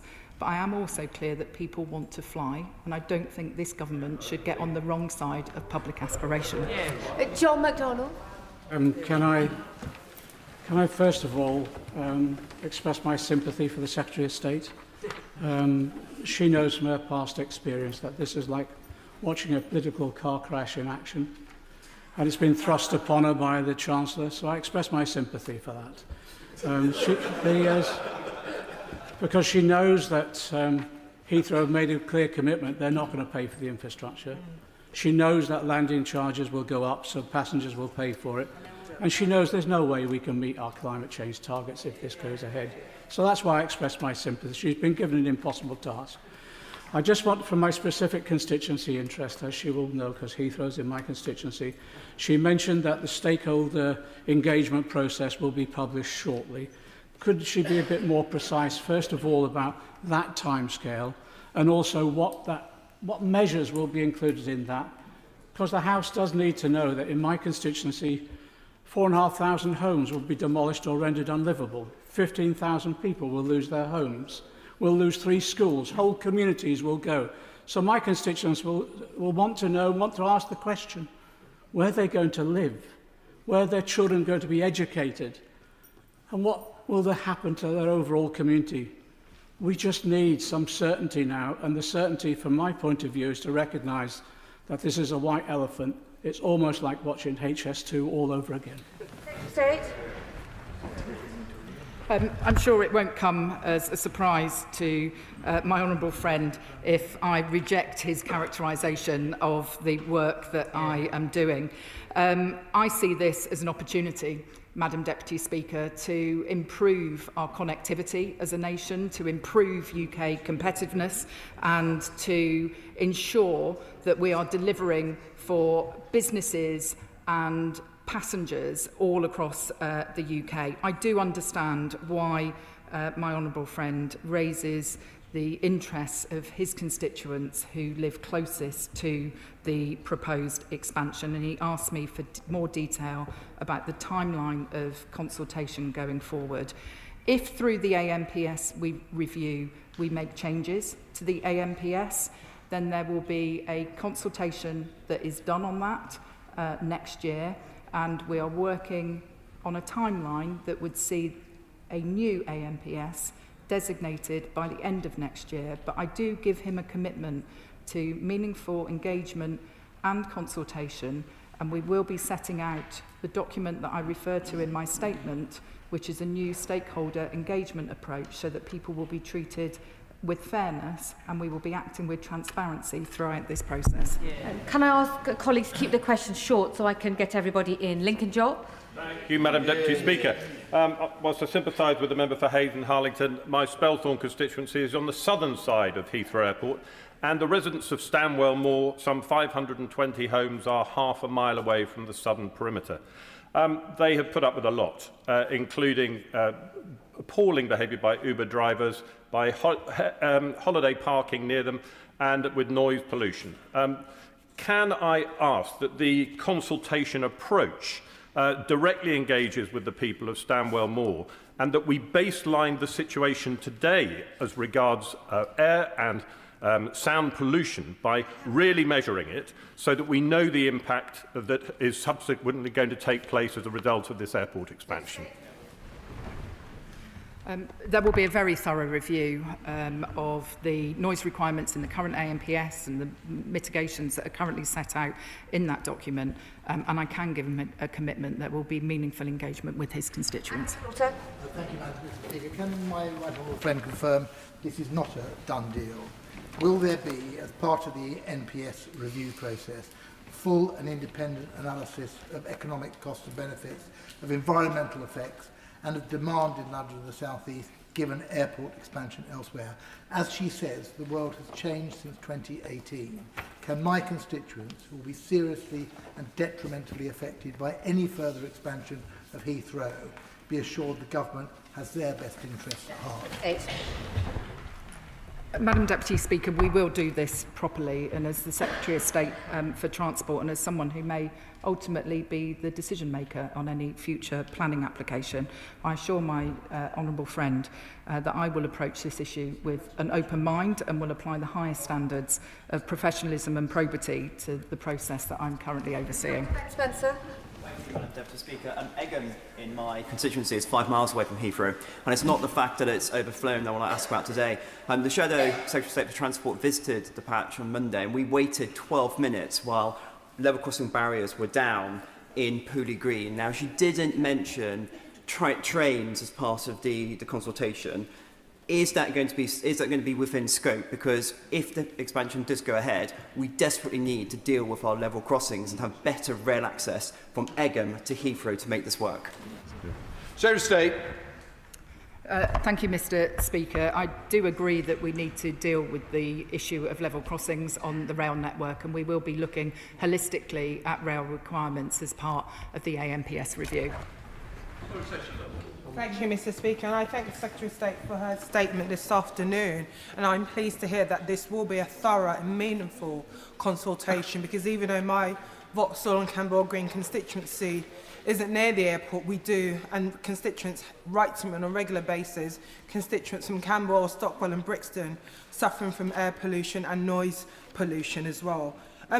The Secretary of State highlighted in terms of the infrastructure, and one of the key areas is around making sure more people are using public transport to Heathrow. And the reality is that some of the upgrades to the airport haven't had the funding over the many years. And as the chair of the Select Committee highlighted, I just wanted to tease that out a bit more from the Secretary of State in terms of that private funding, because at the moment we have a number of cases where we see some developers committing to something committee, but then the viability issue comes up and the money never seems to appear. So will she make sure that there is funding to secure the vital transport infrastructure to any new airport? Secretary of State. How people get to and from an airport is as important as the number of flights and planes that are landing and taking off. And so I can give my honourable friend an assurance that we will be looking at these issues very closely. I would also point out that Transport for London are currently buying a new fleet of Piccadilly line trains that in and of themselves have higher capacity. It's a larger fleet replacement programme. 10 new Elizabeth line trains are also being built. But we will look as a whole at the whole issue of how people get to and from the airport, because I agree with her that it's absolutely vital. Manira Wilson. Thank you, Mr. Speaker. The Chancellor has staked her economic credibility and growth strategy on a third runway at Heathrow. The Secretary of State today has said that she's committed to seeing flights take off in 2035, yet at the same time she talks about taking an evidence-led approach and putting this project to her 4 tests, taking the advice of the climate change committee and doing a thorough and evidence-led, doing a thorough economic and environmental impact assessment. So could she clarify for the House, because I fear my honourable friend didn't get a straight answer. If the evidence actually shows that the environmental costs are too great and the economic benefits are too little, is she, and crucially is her Chancellor, prepared to do a U-turn and can this whole project? Secretary of State. We see the huge opportunity and benefit that is associated with expanding capacity at Heathrow and having a third runway there. There will be a thorough process that we are starting today in reviewing the policy framework against which any planning application would be judged. The Planning Inspectorate will look at that and consider all the issues about economic need, air quality, noise, carbon, and then a decision will be taken. We do have an ambition to see planes taking off in 2035, but that doesn't mean to say that we aren't going to be doing a thorough process. We are committed to that, and that is what I'm setting out today. Thank you very much, Mr. Speaker. It's abundantly clear that air travel is here to stay. In fact, has been rising over recent years. We, of course, need to take mitigation measures to tackle the noise and environmental impacts. But while we have been debating for decades ad nauseum about building a third runway, dozens of runways and indeed airports have been built by nations across the globe. So I asked my right honourable friend, the Transport Secretary, to safeguard the thousands of Slough households dependent on Heathrow to pay their bills, to boost business and trade, and to maintain our world-leading position in the aviation sector. Will she work at speed to tackle the blockages and finally help to deliver this third runway? So stay. My honourable friend is absolutely right. We've had decades of dither and delay on this issue, and it is right that we crack on and start the process of reviewing the airport's national policy statement. He's also right to highlight the huge economic benefit that Heathrow, which is the single largest single-site employer anywhere in the UK, has in terms of the livelihoods and the opportunities for his constituents. We will move at speed, but we will also do this properly. Mr. Speaker, as the Secretary of State knows from her time at City Hall, Heathrow has been a planning disaster since it was accidentally sited to the west of London, forcing planes to land over millions of heads. And while it might be amusing to watch the Secretary of State take the chainsaw to all those trees planted at Sipson by a series of Labour politicians, why she would compound that planning disaster, I have no idea. But more than that, she will also, if this goes ahead, be compounding the Heathrow monopoly on long-haul flights. So to her 4 rules, can I suggest she adds a 5th, which will be the impact of direct connectivity to and from regional airports, because there's a strong view that expansion of Heathrow would kill connectivity from Manchester, Birmingham, Bristol and elsewhere. Secretary of State. I actually think the opposite could be true. I think an expanded Heathrow could provide greater regional connectivity. He is right to highlight that Heathrow is our only hub airport and it accounts for over 70% of long-haul flights at the moment. It also accounts for over 70% of air freight by gross value as well. So it's a really important economic asset. And I repeat what I've said to others. We will move at speed and we will look at economic growth impacts across the entire country, but where he sees challenge, I see opportunity. Andy Beales. Thank you, Mr. Speaker, and I thank the Secretary of State for her statement today. I welcome the mention of the 4 tests that will be part of the review, but it must be said that scepticism is running high in Hillingdon, where effects are greatest, that the 4 tests need to be more transparent, and so I'd encourage her to publish very clearly what those 4 tests are, what the metrics will be against which they're assessed, and ask her for a commitment that the data, the information that will be assessed will be fully and transparently shared with communities as early as possible so it can be interrogated. And I echo colleagues' comments about the need for meaningful engagement with the communities most affected. And can she confirm that that will not just be the formal consultation on the draft statement, but there will be meaningful early engagement for communities affected? Secretary of State. Mr Speaker, we are moving at pace on this, but I do believe it is possible to have meaningful consultation opportunities as well. If through the review that we are conducting in the next couple of months it becomes apparent that we do need to change the AMPS, we will be consulting on a new draft by the summer of next year, and I will make sure that I remain in close contact with my honourable friend, who's a fearsome advocate for his constituents, because I know that it's really important that we do address concerns not just about noise, air quality, carbon, but also demonstrate that really important economic effect that expanding Heathrow could have.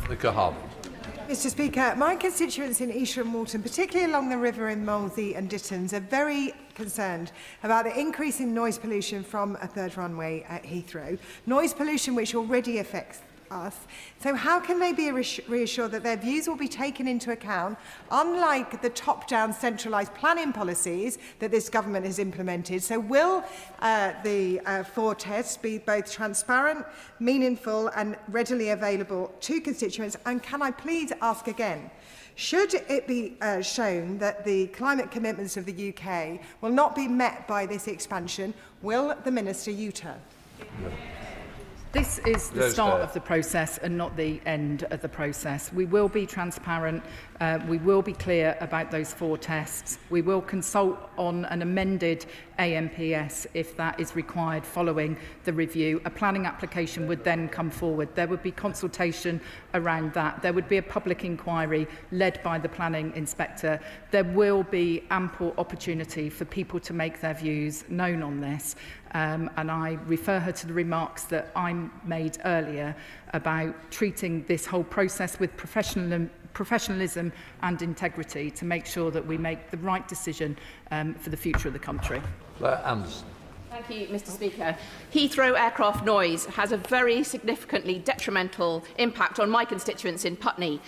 Similar hubs in other European countries have far fewer affected people. For Schiphol, it's 44,000, Charles de Gaulle, 133,000. But Heathrow, it's over 680,000 people are directly impacted by the noise.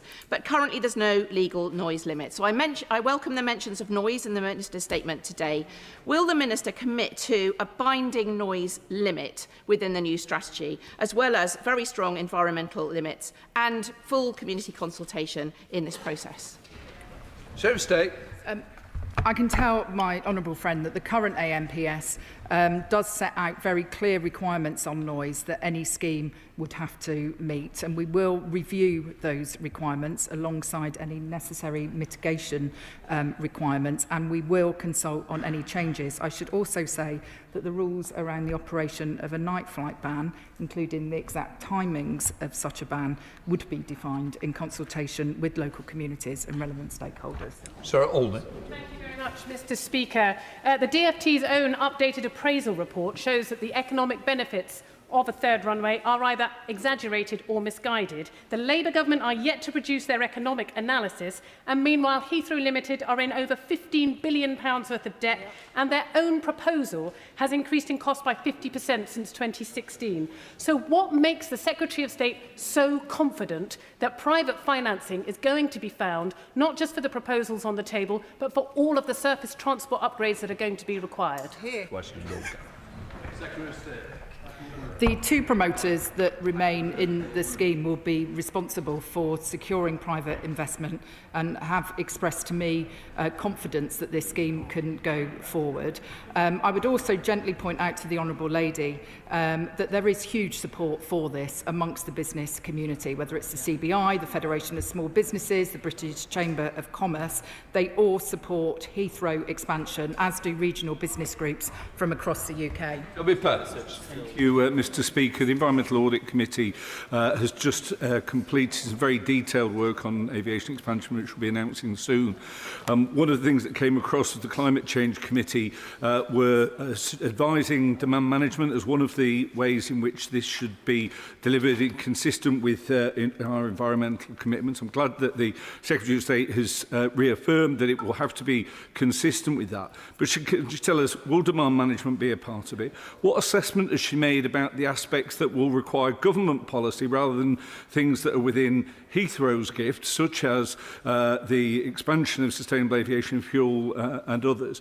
And finally, from her perspective, I'm glad to hear that she recognises this is a 21st century plan that has 20th century road links and 19th century rail links. Can she tell us more about how she's going to reduce the overall carbon emissions contribution that Heathrow makes in the future? Mr. Speaker, I think there were probably 3 questions in one there. I would say this to my honourable friend. I'm not prepared to stand in the way of the public's aspiration to fly. We aren't looking at demand management at the moment, and our approach to aviation decarbonisation is one that's based on the analysis that suggests that the sector can really make a very significant contribution to our economy-wide net zero target by 2050, and that's by focusing on new fuels and new technologies. Taylor. I'd mentioned the naming of Heathrow as a critical national priority infrastructure as a critical thing to try and end the disruption we've seen over the summer to power and systems. So I encourage the government to go forward with that. On the plans for transport to and from the airport and associated road schemes, can the Minister confirm that Southern and Western rail access and the new Southern Access Tunnel that will ease congestion on existing roads and emissions and the rail access to provide reliable public transport links for passengers and staff, are those costs to those projects included in the estimates that we've seen already? And again, as others have implored, can she ensure that that will be covered as part of the project and not left the taxpayer to pick up the bill? I am clear that this project will need to be privately financed, and that includes the core project and the associated infrastructure improvements. It will be for the promoter who submits a planning application to set out in that planning application how it is consistent with the reviewed ANPS.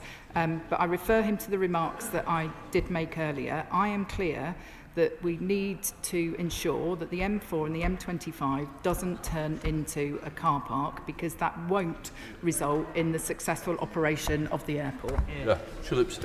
Thank you, Mr. Speaker. My honourable friend knows my constituency well and will know that my constituents in Hampstead and Highgate are very concerned about air quality in London. They're very worried that the expansion of Heathrow is going to affect air quality in the constituency, especially for future generations. So could I ask my honourable friend to reassure not just me, but local organisations like Green School Runs and London Air Quality, who are campaigning hard to ensure that air quality is not impacted and also is at the heart of the review and is not ignored by the government? Air quality will be one of the factors that is looked at through the ANPS review. Obviously, there may have been some changes in baseline conditions, given that the ultra-low emission zone is in force now compared to when the ANPS was last designated back in 2018. But we do take this issue seriously. It's why it's one of the 4 tests. Will Foster. Thank you, Mr. Speaker.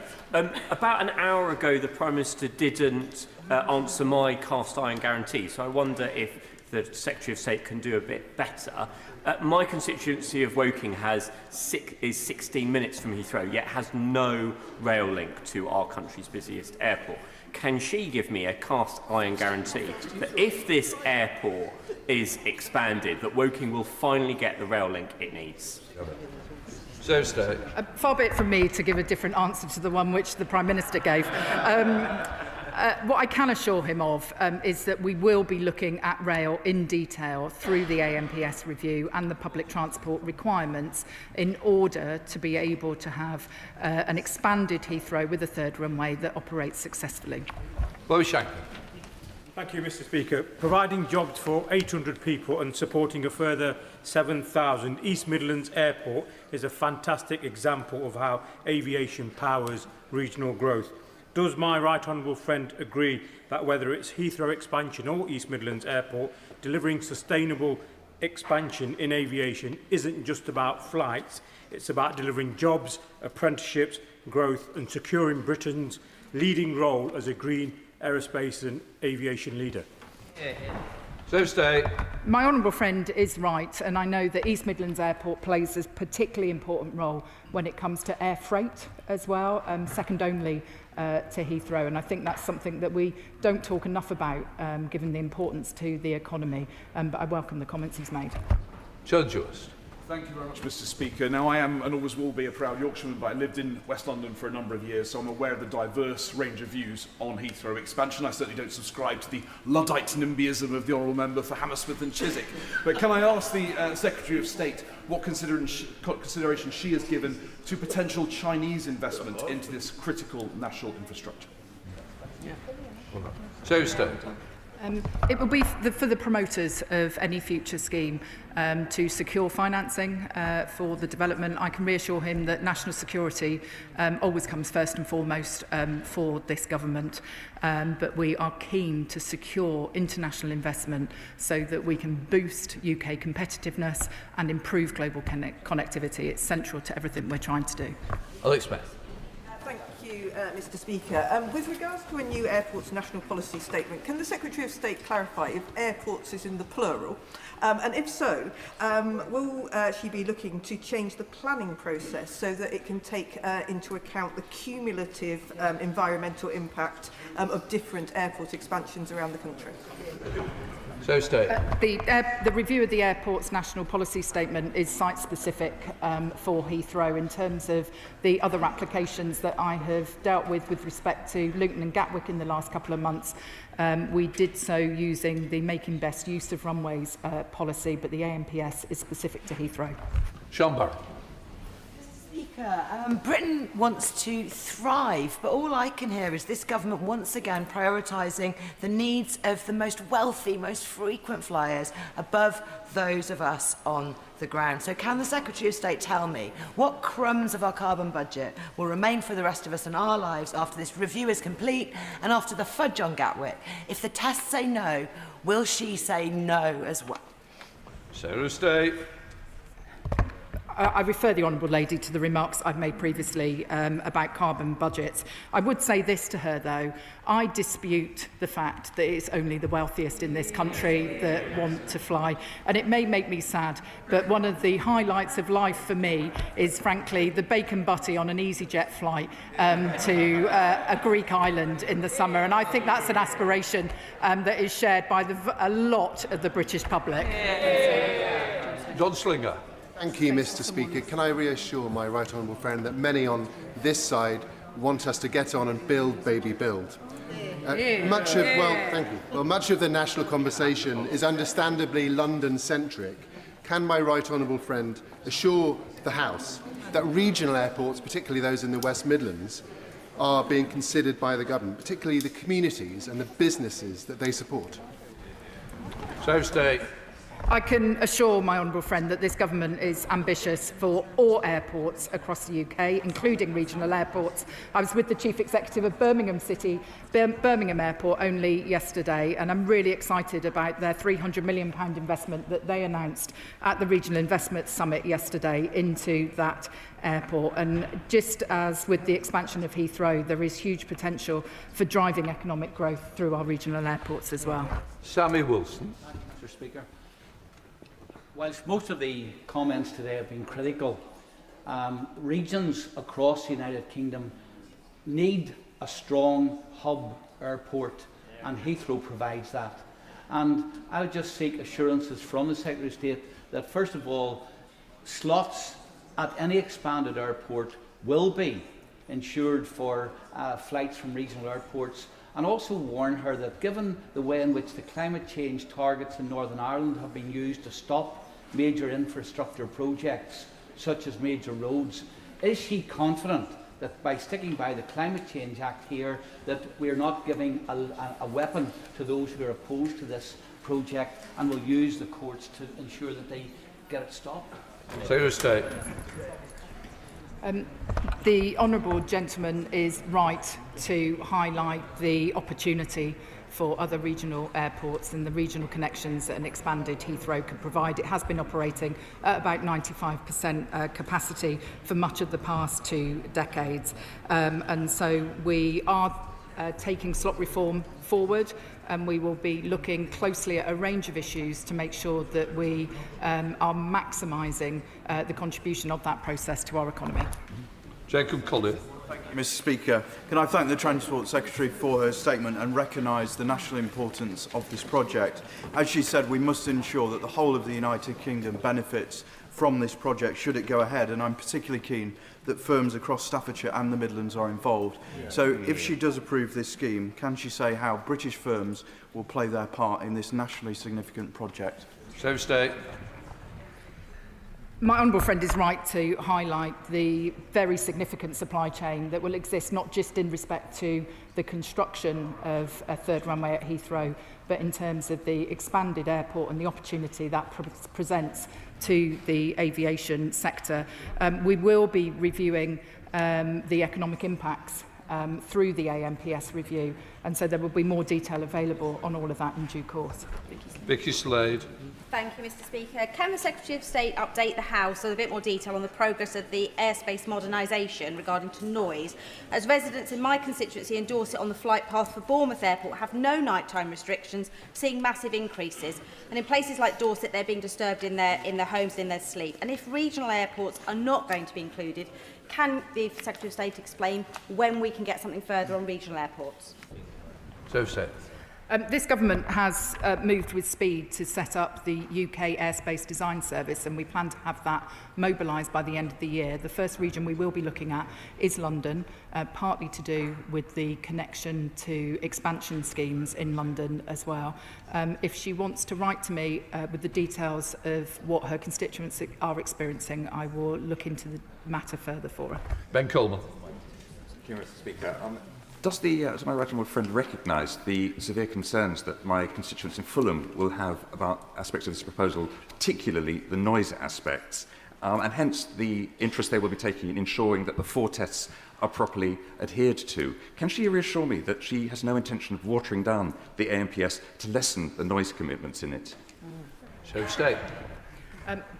As I said in response to a similar question from my honourable friend, the member for Putney, we will be reviewing the noise requirements that are set out in the current MPS and the mitigations associated with that.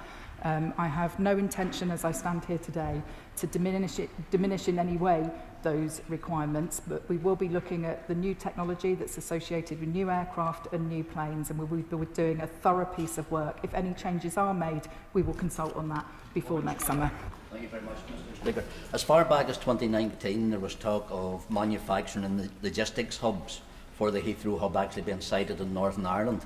Could the Secretary of State still give that reassurance that the whole of the UK will be considered in support of the manufacture of the third runway, should it go ahead, and sites will be considered in Northern Ireland, the likes of my constituency in Southampton, which is critical to the Belfast International Airport? Secretary of State. One of the 4 tests relates to economic growth across the whole of the UK. And when I talk about the whole of the UK, I mean the whole of the UK, and I hope that provides him with sufficient reassurance. Peter Swallow. We got everybody. My right honourable friend knows how ambitious I am for improving connectivity from Bracknell to Heathrow Airport. Heathrow's proposals say that they're exploring the option of promoting a new rail scheme that combines the objectives of a Western Rail link to Heathrow and Southern Rail access to Heathrow. There are similar commitments in the Aurora Group's plans. Will my right honourable friend make sure that the review of the ANPS helps us hold them to account for those promises so we can deliver the better surface access that my constituents so badly need? So state. The AMPS will provide the policy framework against which any future planning application is assessed, and as I've said to other honourable members, when a planning application comes forward, there will be a thorough consideration process associated with that before any decision is taken, and there will be clear conditions set out on any planning decision relating to surface access. Jim Shannon. Thank you, Mr. Speaker. Can I very much welcome the Secretary of State's statement today. Our words are encouraging, positive economic advantage for everyone, and thank you for that. The fact that Heathrow numbers look set to surpass last year numbers with 8 million passengers in August 2025 alone demonstrates, I believe, the need for an expansion is abundantly clear. Indeed, a fit-for-purpose airport can only increase revenue through tourism, and connectivity for business. How can the Secretary of State ensure that the extension will secure regional airports connectivity, enhancement and a streamlined domestic service as well as international increases, and that Northern Ireland contractors can be part of the building of the new third runway? Thank you. Secretary of State. We are at the start of this process. I'm as ambitious for all of the UK as the Honourable Gentleman is, and we will be looking at the economic impact through the AMPS review, and were a scheme to come forward and get planning consent this Parliament, then I'm absolutely clear, and all government departments are, that we must make the most of this incredible economic opportunity. Dr. Scott Arthur. Thank you, Mr Speaker, and I thank the Secretary of State for her statement, her leadership, her focus on growth and the commitment to fit this within the Paris Agreement. I welcome the 4 tests that this is going to be judged again, but I do have a suggestion for a 5th one, and people might not be surprised to hear that it very much focuses on my constituency. So in recent years, Edinburgh South West has benefited from fantastic rail connections between Edinburgh and London, and also fantastic direct international flights from Edinburgh Airport to overseas. So does she agree if this goes ahead, it can't be at the detriment to places like Edinburgh? So State. My honourable friend is a fine champion for his constituency and the fantastic city of Edinburgh. I do think that an expanded Heathrow could open up more regional connectivity to cities such as Edinburgh. Of course, improving the rail network between our 2 capital cities is absolutely essential as well, and we're committed to doing that. Tom Hayes. Thank you, Mr Speaker. We urgently need to modernise and expand British airspace. It's at capacity and our growth depends on it. I was at Bournemouth Airport last week and we're close to a bus service and a public transport interchange, but Bournemouth Airport can't easily connect with European airspace as most traffic joins at a single space. That's particularly problematic given that I hope the Cherries, who are contesting for European football, get to play European teams next season. So will the government review and modernise our airspace and back regional airports like Bournemouth? As I said in answer to a previous question, the work that the UK Airspace Design Service will be doing to modernise our airspace will start with the London area, but it won't be limited to the London area, but we do need to make that a priority, and I appreciate the case that he makes with respect to Bournemouth. Final question, Lawrence Stan. Thank you, Mr Speaker, and I wish to draw attention to my chairship of the GMB parliamentary group. As someone who worked on this issue last time round, I was astonished to hear the opposition's flight of fantasy when they accused others of delay. Under their watch, the Airports Commission was artificially delayed until after a general election. 3 more years spent producing the current MPS, a further 2 years tied up in the courts. Can the Secretary of State assure the House that the lessons have been learned from those 8 wasted years? Secretary of State. I totally agree with my honourable friend. It wasn't just 8 wasted years, let's be honest, it was 14 wasted years. And I repeat what I said earlier, it really comes to something when the previous Prime Minister, Boris Johnson, was going to such lengths to duck these decisions that he ended up in Kabul. Right, we now come to a personal statement. Angela Rayner. With permission, Mr Speaker, I'd like to make a personal statement. When I made my maiden speech over a decade ago, I said it was the honour of my life to represent Ashton-under-Lyne in this House. And alongside serving in this historic Labour government, it is still the honour of my life. Yeah. I promised then to bring determination, commitment and my socialist values to this House while representing them, and I intend to continue doing so. Yeah. My title may have changed, but the strength and the character of the people of my constituency have not. First, Mr Speaker, let me address the circumstances under which I left office. The last few weeks have been incredibly tough on my family, with my personal life so much in the public eye.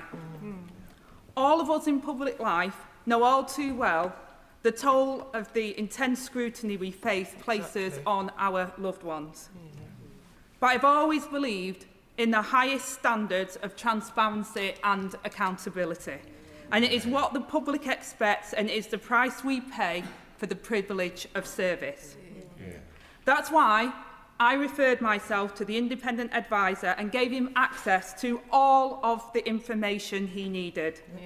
As I set out then, parents of a disabled child with a trust who divorce and seek different properties face a complex tax position. If there is one good thing, Mr. Speaker, that can come out of this, I hope that other families in the situation may now be aware of that and avoid getting into the position that I am now in.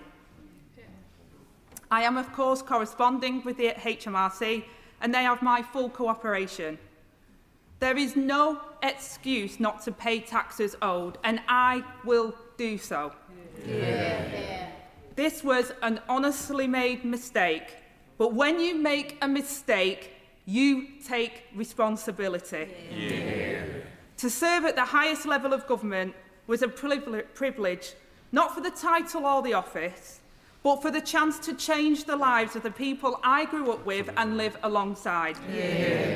Every day, I work to serve those same working class communities. In every decision that I made, I thought of them. I know the power of politics, Mr. Speaker, to change lives because it changed my own. The last Labour government gave me the foundation to build a better life for me and my young son. A council house to support me, Sure Start to help me raise my kids, and the security of a minimum wage. A good job and decent, secure home is not too much to ask. But for too many, it is out of reach. That is what I was determined to change. For the people, all of us on these benches are fighting for, and we must keep fighting for. That's why, despite the fierce criticism and the relentless lobbying from vested interests, I'm so proud, Mr. Speaker, that within weeks, our landmark employment rights bill will become law. It's a game changer for millions stuck in insecure and low-paid work. It will give them dignity and security that they deserve. Now, Mr. Speaker, there are those that say we can't afford to deliver new rights for working people, and I say we cannot afford not to. Labour is at its best when we're bold, and I've been so proud to work alongside some of the trade unionists who nurtured and supported me to deliver the biggest upgrade to workers' rights in a generation. This is a personal statement, Mr. Speaker, but the trade union movement taught me that it's not about yourself, it's about us. It's about who we're here for. And everything that I've done has been an endeavour for us, for our people who elected us and who we serve. As Secretary of State for Housing, it was my solemn duty to the Grenfell Tower inquiry. It is difficult to think of a more humbling experience. A stark reminder of what happens, Mr. Speaker, when we forget who we're here to serve. It's been a privilege to work on behalf of those families, and it's why this government will pass a duty of candour. Make no mistake, the Hillborough law is for the 97 and their families. But it's also for the sub-paymasters who endured the Horizon scandal, the victims of the infected blood, and those who died or whose lives were changed forever in the Grenfell Tower fire. A line in the sand that says the public will always come first. And I'm also incredibly proud that this Labour government provided the biggest investment in social and affordable housing in a generation. It was the foundation of a decent home that gave me the security to build my life on. Now we must provide a safe and decent home to millions of people across this country. And when our Renters' Rights Bill returns to the House this afternoon, we will give a generation of renters the protections, the security and the rights that they deserve. From votes at 16 to a historic investment in homelessness prevention, neighbourhood renewal, to fair funding for the whole country and putting power back where it belongs, in the hands of working people everywhere. I was proud to lead, but we achieved together. With my honourable friends on these benches and the support of our entire movement, the lifeblood of this Labour government. When I think back about how far I've come, I remember when, at age 16, I was pregnant with my child, needing a job and a home. People wrote me off, assumed that I'd be on benefits the whole of my life. But, Mr. Speaker, I wanted to prove them wrong. Yeah. I've carried that with me, whether it's on these benches, at the dispatch box, or representing this country abroad. The support and advice of so many friends and colleagues has kept me going. But I want to give a special mention to my excellent ministerial and parliamentary team, my honourable friends, the members for Greenwich and Woolwich, Oldham, West and Royton, Nottingham North and Kimberley, Wellingborough, Huddersfield and Gateshead, and my noble friends, Lord Khan and Baroness Taylor, and my superb parliamentary and political staff, and the many excellent civil servants. And I want to say a special thank you to many of my constituents and the public who have made contact with me. I offer my successor and his new colleagues my congratulations and, of course, my support. I am fortunate to count so many, not just as honourable friends, but actual friends. I'll just finish by saying, Mr. Speaker, that in each generation it has fallen to a Labour government to strengthen the hand of working people. In 1945, it was maternity pay and the NHS and homes for heroes out of the ruins of war. In the 1970s, it was Barbara Castle and the fight for equal pay. And in the 90s, it was the national minimum wage. And despite the opposition, because of the work of this Labour government, we have the opportunity to write a new chapter of justice and fairness for working people. Now, Mr. Speaker, as tough as politics can be, it is nothing compared to what thousands of my constituents and this country face every single day. Backbench or front bench, elected office is not about us, but about our chance to change the lives of others. And from wherever I sit on these benches, I will fight with everything I have to do exactly that.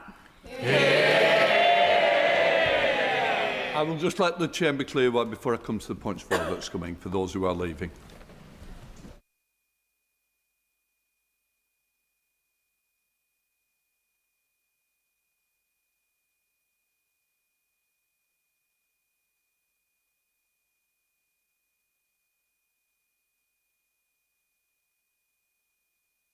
Board amendment message, Thank you, Mr. Speaker. Last week, I was notified by the Table Office that my Cabinet Office oral question about the £97 billion increase in failing major project spending that this government has overseen had been selected to be answered by the government. However, it doesn't appear in the list of questions to be answered at Cabinet Office oral questions tomorrow. The Cabinet Office has declined to answer and has removed it from the list of questions, thus meaning it will not be asked or answered in the chamber. Mr. Speaker, I've long suspected that the government has been manipulating the oral question process in its favour. How can the general public have any confidence in the parliamentary process or holding the government to account when it can avoid scrutiny by picking and choosing only the questions it wishes to answer? I'm sure the government wouldn't wish me to submit any more written questions, so what guidance can he give as to how best to ensure my constituents in Huntingdon get the answers that they deserve? Can I first of all say, I thank the honourable gentleman for notice of the point of order. The transfer of questions between departments is a matter for the government rather than the chair. His concerns are now on the record, and I would hope the Treasury bench will have noted what he has said, and I would add that there is always expectation that departments inform members of such transfers. If there is a continuation, I'm sure that he won't leave it there, but please come and let me know. Point of order. Sorry, one point. Okay.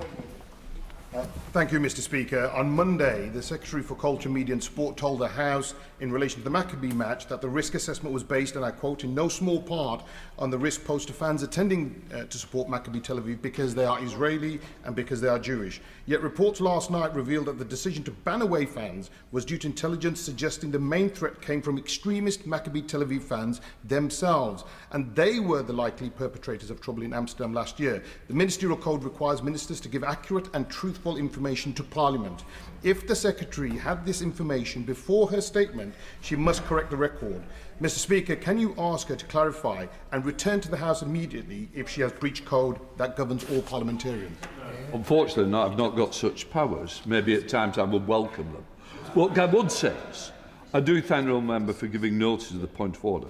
Ministers are responsible for the words in the House, and the Ministerial Code is not a matter, say, for the Chair. But he certainly put his views on the record, and I'm sure that once again we'll find that the Treasury bench will be listening. Point of order, John Butler. Thank you, Mr. Speaker. Mr. Speaker, at the beginning of PMQs, I rushed in and walked in between a question of the Minister. I just want to apologise. I was rushing in from celebrating Diwali and New Year from my temple in Willesden, and on Monday I was celebrating Diwali and New Year at my temple in Neasden, the largest mandir in the UK, and the day before I was celebrating in Kingsbury. I would just like to wish everybody celebrating New Year and Happy Diwali today. Can I first of all say that's probably the worst point of order in an apology. What I would say is Happy Diwali to all of the temples that you've visited, and you certainly got on the record. And I hope next time you'll wait to the bar. There we are, right. Well done, Dom. We now come to presentation bill, Rachel Maskell.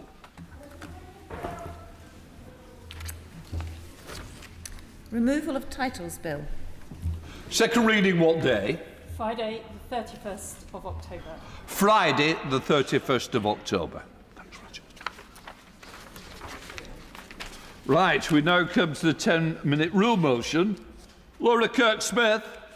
Thank you, Mr. Speaker. I beg to move that leave be given to bring in a bill to require the provision of mental health assessments in NHS antenatal care for the purpose of identifying those at risk of perinatal mental health problems and making referrals to appropriate support, and for connected purposes. Madam Deputy Speaker, we often assume that pregnancy, birth and the year after birth are a time of life to be happy, celebrating the arrival of a new baby, embarking on a new chapter in family life. And for some people, this is how it pans out. But for many, the reality is much tougher. I've spoken previously in this House about my brilliant friend, Sophie, who took her own life after the birth of her third child, who was just 10 weeks old at the time. That was 4 years ago, and her death remains a huge sadness in my life and for her family, some of whom are in the gallery today. But the shock of it still sits with me too. I didn't know, and many of us don't, that suicide is the leading cause of death for a woman in that period from 6 weeks to a year after giving birth, a statistic recently reconfirmed by the latest Embrace UK report. And while Sophie's death is a particularly serious example, I also didn't know the scale and normality of mental illness at that time in a woman's life. 1 in 4 women experience some sort of mental health difficulties during pregnancy or after giving birth. It can be anything from depression to anxiety to obsessive-compulsive disorder or post-traumatic stress disorder, and it can be completely debilitating for mums and their families. And the consequences ripple out more widely too. The London School of Economics and the Centre for Mental Health estimate that untreated perinatal mental illness costs this country over £8 billion a year, largely through the long-term impact on the child's health, education and future productivity. Madam Deputy Speaker, in theory, women are asked about their mental health early in pregnancy. The guidance from NICE, the National Institute for Health and Care Excellence, specifies that questions about depression and anxiety should form part of a woman's first contact with health professionals during pregnancy, including the booking appointment. But in practice, women's experiences vary enormously. Some women are asked a few hurried questions between blood pressure checks. Others are not asked at all.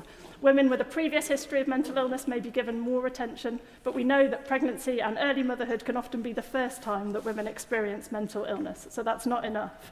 Some GPs and midwives have the training and time to offer support. Others are stretched far beyond capacity. Some have established mental health services to refer women onto. Some are almost afraid to ask the right questions because they don't trust that a referral will kick in. So the result is a postcode lottery where a pregnant woman's access to mental health support can depend on the NHS trust they happen to fall under. But it's also a lottery that a woman is more likely to lose if they are black, Asian, young, experiencing domestic violence, experiencing poverty or other forms of deprivation. Because as in so many other areas of healthcare, the pre-existing inequalities correlate with poorer outcomes. And that's why this bill matters, because every woman, regardless of age, ethnicity, background or postcode, deserves the same standard of care and the same chance to be mentally well at this time in their life. Madam Deputy Speaker, we're not starting from scratch. In the 10-year health plan, the government has set out its determination and its plan to reorient our health system away from treatment towards prevention, away from hospitals towards the community. Ensuring that pregnant and new mums are mentally well is one of the ultimate acts of prevention, setting them and their children up for a healthy, productive future. On mental health specifically, including on better support for suicidal people, the government has also made its commitment very clear and matched it with action. In the last year, an additional 6,700 mental health professionals have been recruited. £120 million is being invested in dedicated mental health emergency departments, ensuring that those in crisis can get help quickly. And we're rolling out the Best Start Family Hubs, which are a transformative initiative that will provide families with a single route into support services, including mental health. So my bill builds on these commitments, but it focuses the mental health support at the very start of motherhood when women need it most. We're not starting from scratch in our understanding of good practice either. At a roundtable I convened here in Parliament in September, bringing together NHS England, the Maternal Mental Health Alliance, the Royal Colleges, parents with lived experience, other experts, the message was united and clear. Professionals want to help, but they need structure and time and training to do it properly. The Royal College of Midwives has just published a roadmap for perinatal mental health care, which sets out what this could look like, and it's well worth a read. But I'll turn to the detailed proposals in the bill. It sets out a clear, practical framework for mental health assessments, and it has 4 core pillars. The first is to ensure that every pregnant woman has a structured, evidence-based and compassionate mental health assessment. While mental health check-ins must continue after the birth of a baby too, the evidence shows that outcomes are better when interventions happen sooner. So that's why I focus my bill on improving support in the antenatal period first. This assessment would form part of the routine antenatal care. It's not an extra. It would use validated tools such as the Hooley questions or the Edinburgh postnatal depression scale adapted for pregnancy, and it would be rooted in NICE guidance, though this may need updating to ensure that better practice is embedded. Crucially, it would be delivered through trauma-informed conversations, not tick-box exercises, where staff would be trained to create a safe space for disclosure, recognising that women may have histories of trauma that affect their mental health during pregnancy, or may have no history of trauma or mental illness at all. The second pillar of the bill is to improve training and supervision for all professionals involved in maternity care.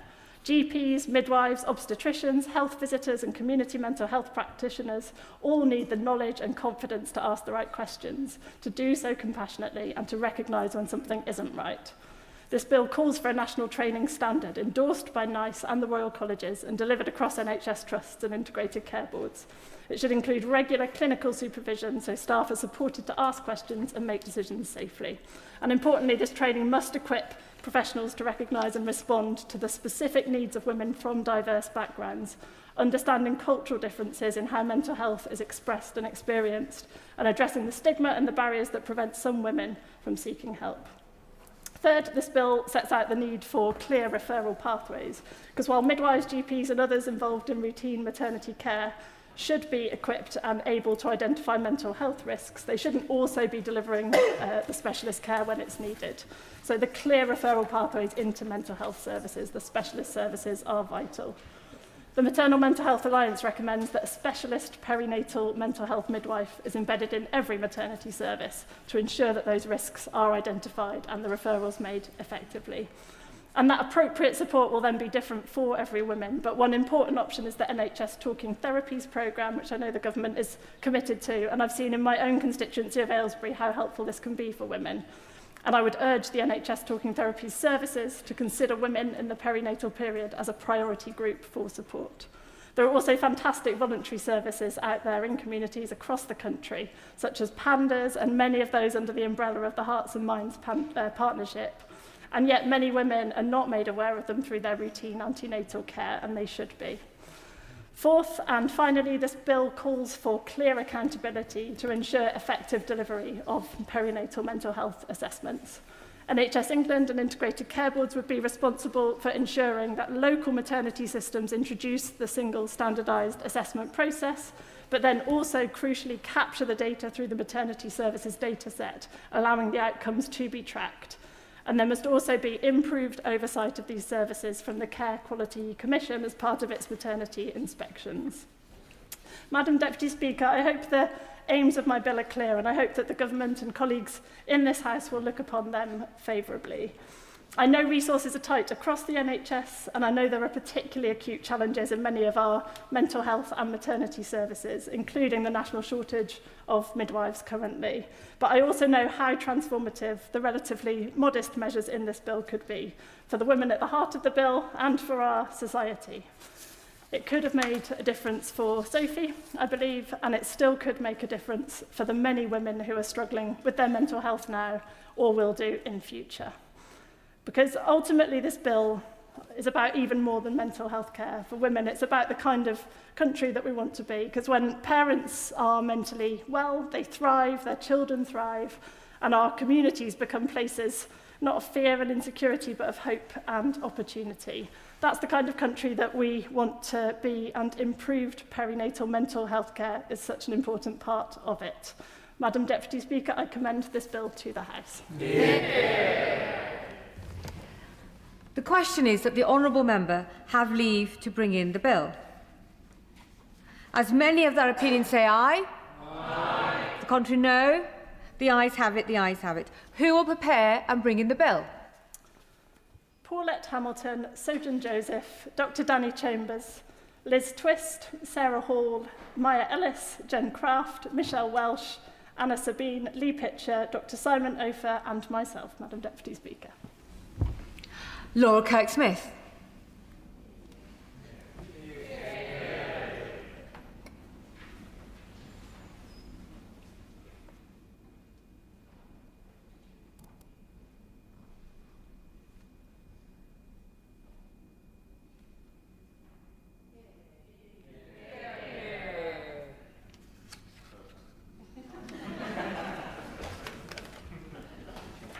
Well done.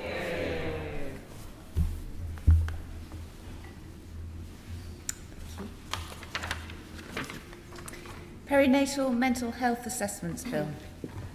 Second reading what day? Friday the 31st of October. Friday the 31st of October. Well done. Right, I'll give the front benches a moment to shuffle over before we go on to the next set of business.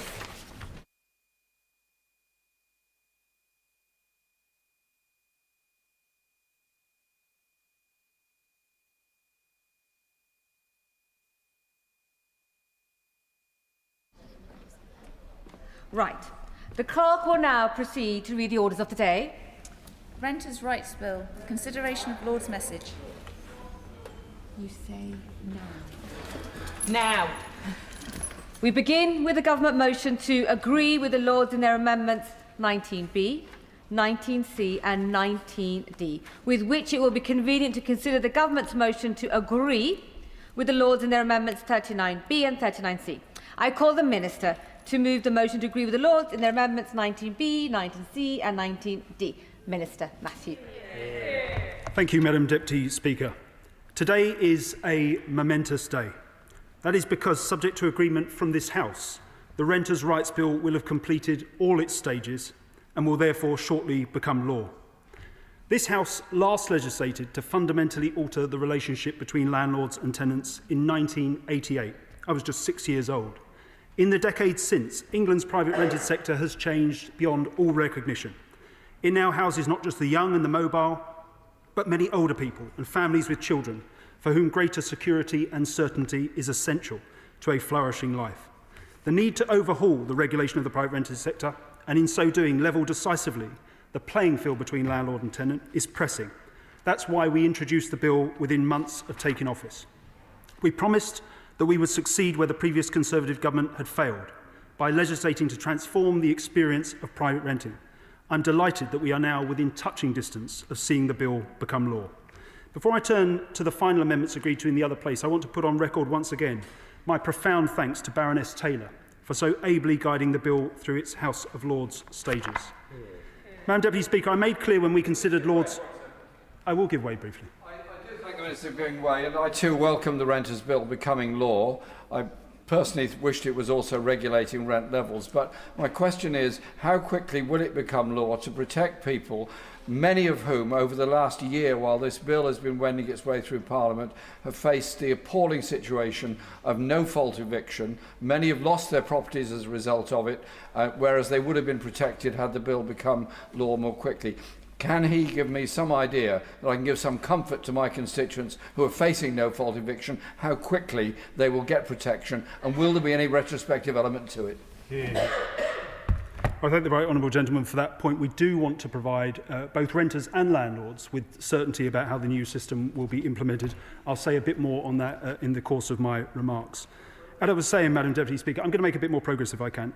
As I made clear, Madam Deputy Speaker, when we considered Lord's amendments to the bill on the 8th of September, while the government was not prepared to accept amendments that would undermine the core principles of the bill, we were more than willing to make sensible changes in response to legitimate concerns raised.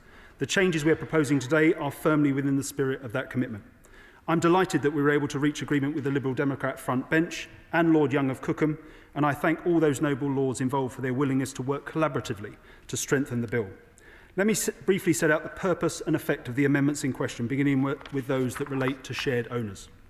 Lords Amendments 19B, 19C and 19D exempt shared owners from the 12-month no-relet period in respect of new mandatory possession ground 1A that allows a landlord to evict a tenant because they intend to sell their property.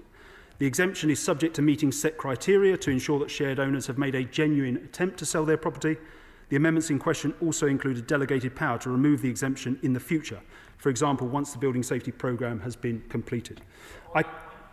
I'll give way briefly. And then Can I thank the Minister and welcome what's been put forward. Over the last period of time in my constituency, we've had more and more of these issues coming to our attention, where tenants have to find alternative and affordable accommodation for close to their work and close to their education for their schooling. I know this legislation applies to England and Wales only, and I understand that, but the Minister's a good Minister and he always shares the information the legislation put forward with the Regional Assembly, in my case Northern Ireland Assembly. Would the Minister and do me a favour and do this House a favour of sharing the legislation with the Northern Ireland Assembly to ensure the good things that are in this can become the good things for us in Northern Ireland as well? Thank you. I thank the honourable gentleman for that intervention. The Northern Ireland Assembly can access this legislation online, but I will certainly continue to have conversations with ministers in all of the devolved administrations as to what lessons we can learn about from what we have done with this bill and that they can take from it, absolutely. Madam Deputy Speaker, I was saying that I commend Lord Young of Cookham once again for championing the interests of shared owners affected by the building safety crisis and thank him for tabling his 3 amendments in lieu. As I made clear when we considered Lord's amendments last month, the government recognised the plight of shared owners living in buildings that require remediation. Many are facing unaffordable costs, often with no viable exit route other than a distressed sale. We also appreciate that it is often harder to secure a purchaser for a shared ownership property and that the sales of shared ownership flats are more likely to fall through due to the additional constraints involved.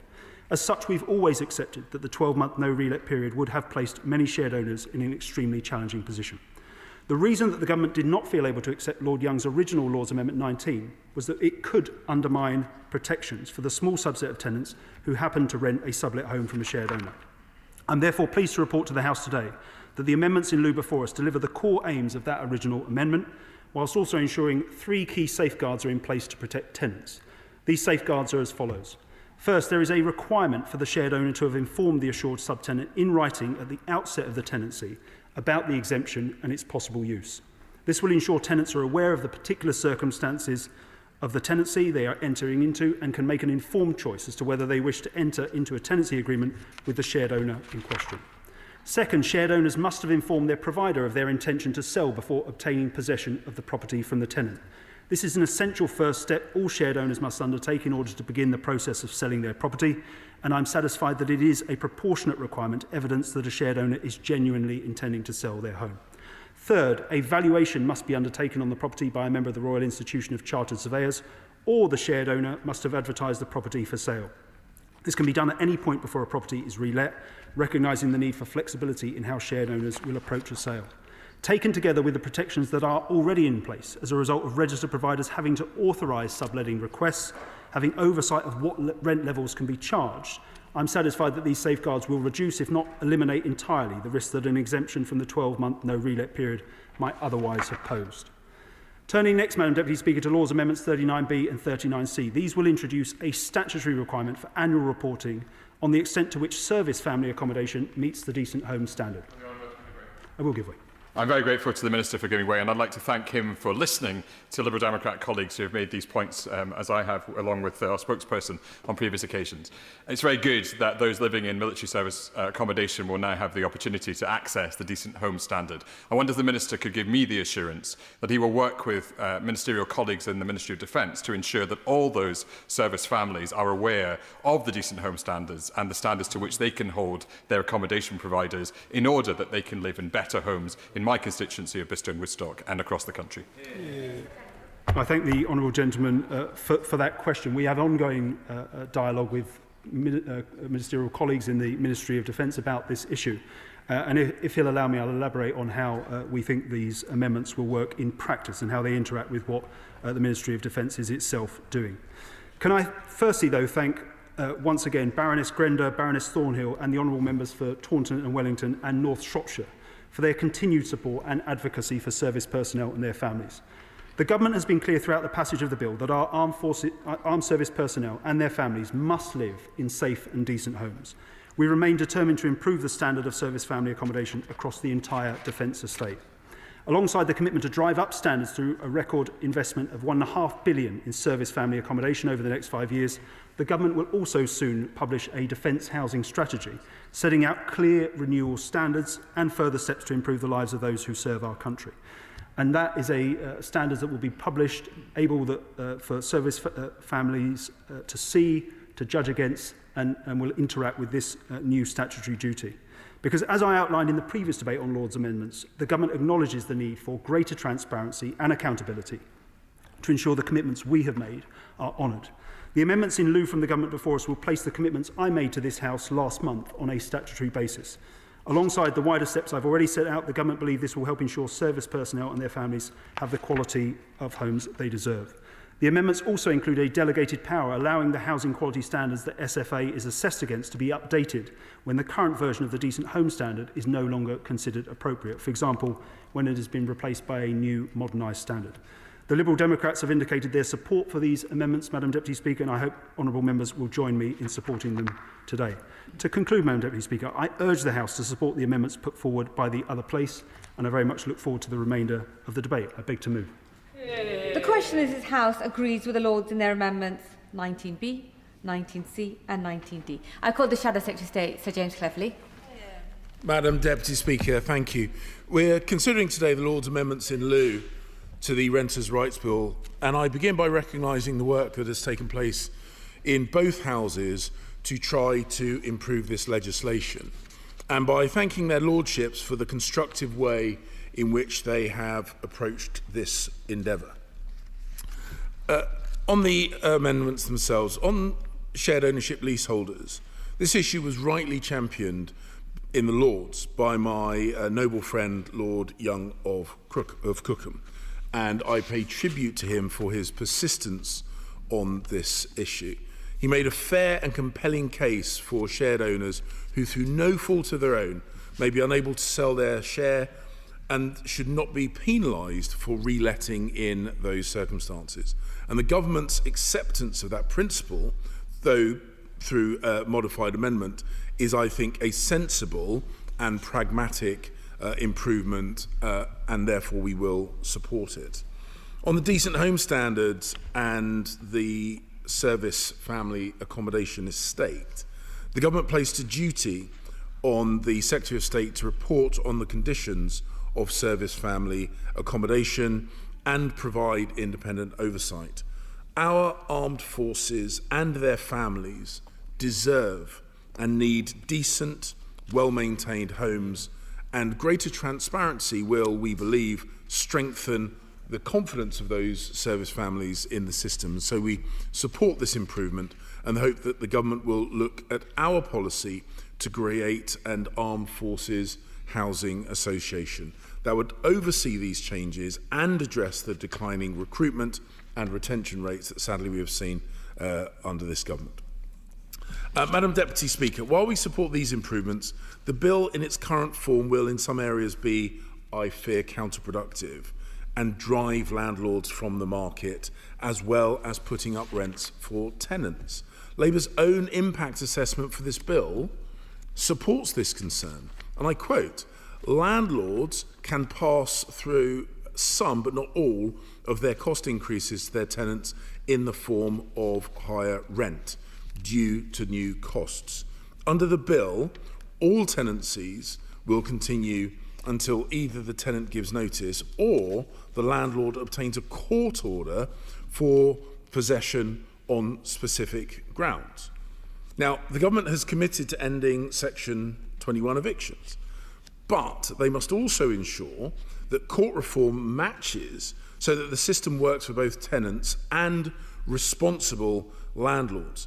And we need clarity about when and how these changes will be implemented. Because, Madam Deputy Speaker, uncertainty helps no one. Local councils must have the means to enforce the new rules effectively, and the government should set out a clear and workable plan to that end. The amendments before us represent a sensible set of adjustments that make this bill, I would say, slightly more workable. Though sufficient challenges remain in how it will operate in practice. We recognise the value of the scrutiny that has taken place in both houses and the constructive way that many of the concerns have been addressed. But the uncertainty in this sector is seeing landlords leave the market at alarming rate.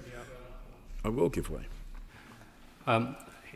He knows I've got a great deal of time for him as a person, but he must reflect that all of his speech is talking about the rights of the landlord and absolutely nothing on the rights of the tenants.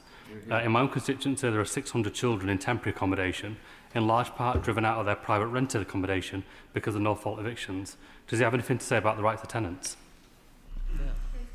Madam Deputy Speaker, I can only assume that he's been asleep through the last couple of paragraphs that I read out where I specifically spoke about the rights of tenants in the military estate, for example. So I reject his characterisation of our position. But the simple fact is, tenants' rights are all well and good, but if accommodation for those tenants does not exist, they are no better off. And what we have seen, an estimated 18% of new homes for sale, which were previously in the private rental market estate. And in London, that figure is 29%. And a reduction in the private rented sector market harms, not helps, people seeking to rent in the private sector. And I know the benches opposite will say, oh, well, we're going to deliver 1.5 million new houses. No one, I doubt even their own front bench, actually believes they have any chance of delivering that figure at all. And certainly the OPR doesn't believe they have any credible chance of doing this. So the housing and rental situation is likely to get worse. So, Madam Deputy Speaker, on behalf of the opposition, for the reasons that I have set out in my speech, I can confirm that we will support Lord's amendments in lieu. But we urge the government to implement them professionally and swiftly and focus on delivering a fair and effective system for tenants and for the landlords that provide accommodation to those tenants, and also the wider housing market. And whilst I have said there are still, we fear, a number of flaws with this bill, and it does not do enough to protect renters or ensure a stable rental market, and has the risk of reducing supply and perversely pushing up rent, which is why, having committed to not oppose the amendments in lieu, we will be holding this government to account for the consequences of this bill.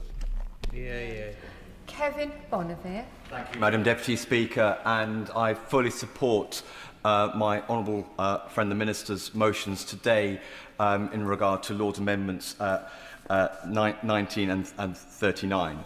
I want to thank him for all his work he's done, and I also want to pay tribute to my right honourable friend, the member for Ashton-under-Lyne, for piloting this momentous legislation through the House. And if I may, I would also like to add my own thanks to the Noble Baroness Taylor of Stevenage, who has been a Doughty champion in the other place, and of course is a Doughty champion in my own constituency. Because in my own constituency of Stevenage, we have 7,000 households that rent privately. They fear that their tenancies coming to an end for no good reason. Only last weekend, I was knocking on doors in our ward of Roebuck, and a young mother opened the door, and I noticed that next to the front door was a window that was broken and it was patched up with a wooden board. And I said, "Oh, is this the council?" "No, I rent privately." And he's a good landlord. Oh, okay, so he's going to fix that window. "Oh, no, he's just giving me a bit of wood, but I'm a bit worried that if I do ask, that he's going to throw me out." So that's what a good landlord is assumed to be. So this has to come to an end. Renters like that young mother have been waiting 40 years for this. Today, should this House agree, this bill will go for royal assent, and that fear will come to an end. So I support this motion, and I thank the Minister again. Liberal Democrat spokesperson, Gideon Amos. Thank you, Madam Deputy Speaker. I want to start by looking forward to Parliament finally passing legislation that will bring long overdue protections to tenants. We don't, as some Conservatives say, believe that tenants' rights are all well and good. They are not all well and good. No-fault evictions are not all well and good. And the failure to outlaw those by the previous government is unacceptable, and it's a good thing that today this legislation will change that, finally change that. Liberal Democrats have stood in a manifesto and campaigned for ending no-fault evictions of tenants, longer and more stable tenancies, register of landlords and decent homes for our forces families. And now in this bill, and on the MOD service family accommodation, thanks to the government agreeing to our proposal, all of these things are to become law. For too long, renters across the board have had a bad deal. It's time to redress that balance after years of the Conservative government failing to deliver both on no-fault evictions and on decent homes for our military families.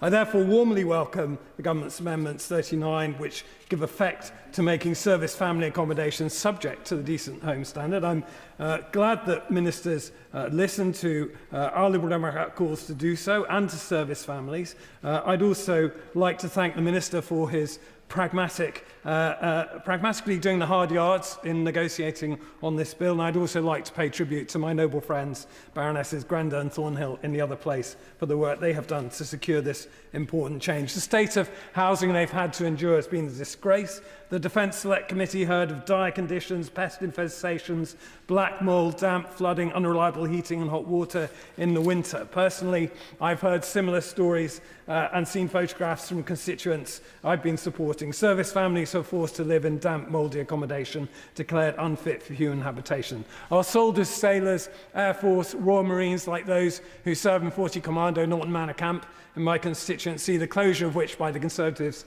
I began a campaign against in 2017, they sacrifice huge amounts for our country, and they deserve, at the very least, a decent home for them and their family. And this is not an isolated issue, Madam Deputy Speaker. Research we obtained earlier this year found that on VE Day alone, more than 400 service families were forced to apply for emergency repairs. While the country celebrated our veterans, too many forces families were struggling with housing that fell far short of the standards we rightly expect elsewhere. Their new decent home standard, a year after my honourable friend, member for North Shropshire, tried and failed to get the Conservative government to deliver it. And 18 years after Sir Ming Campbell began the Lib Dems campaign for decent homes for our military, is a matter of fairness, which I hope will be agreed across the House as a whole. But as a great first step, and one I'm proud the Liberal Democrats have had a hand in securing, decent homes for service families should not just be reported on, but they need to be acted upon. Defence ministers have assured the House that these housing standards are on an upward trajectory, and we will hold government to account on that. And can I ask the Minister to give any assurances he can that the resources will be put in place to ensure that that happens. Nobody wants to see an annual report that leads to no progress. And can we also ask the Minister to ensure that service family accommodation meets the commitments made in the Defence Infrastructure Organisation's Consumer Charter, most notably requirements to complete urgent repairs within a timeline consistent with Arab's law? And can ministers also give that assurance? That would ensure that Lord's Amendment 39 strengthens a bill that already delivers vital reforms to rent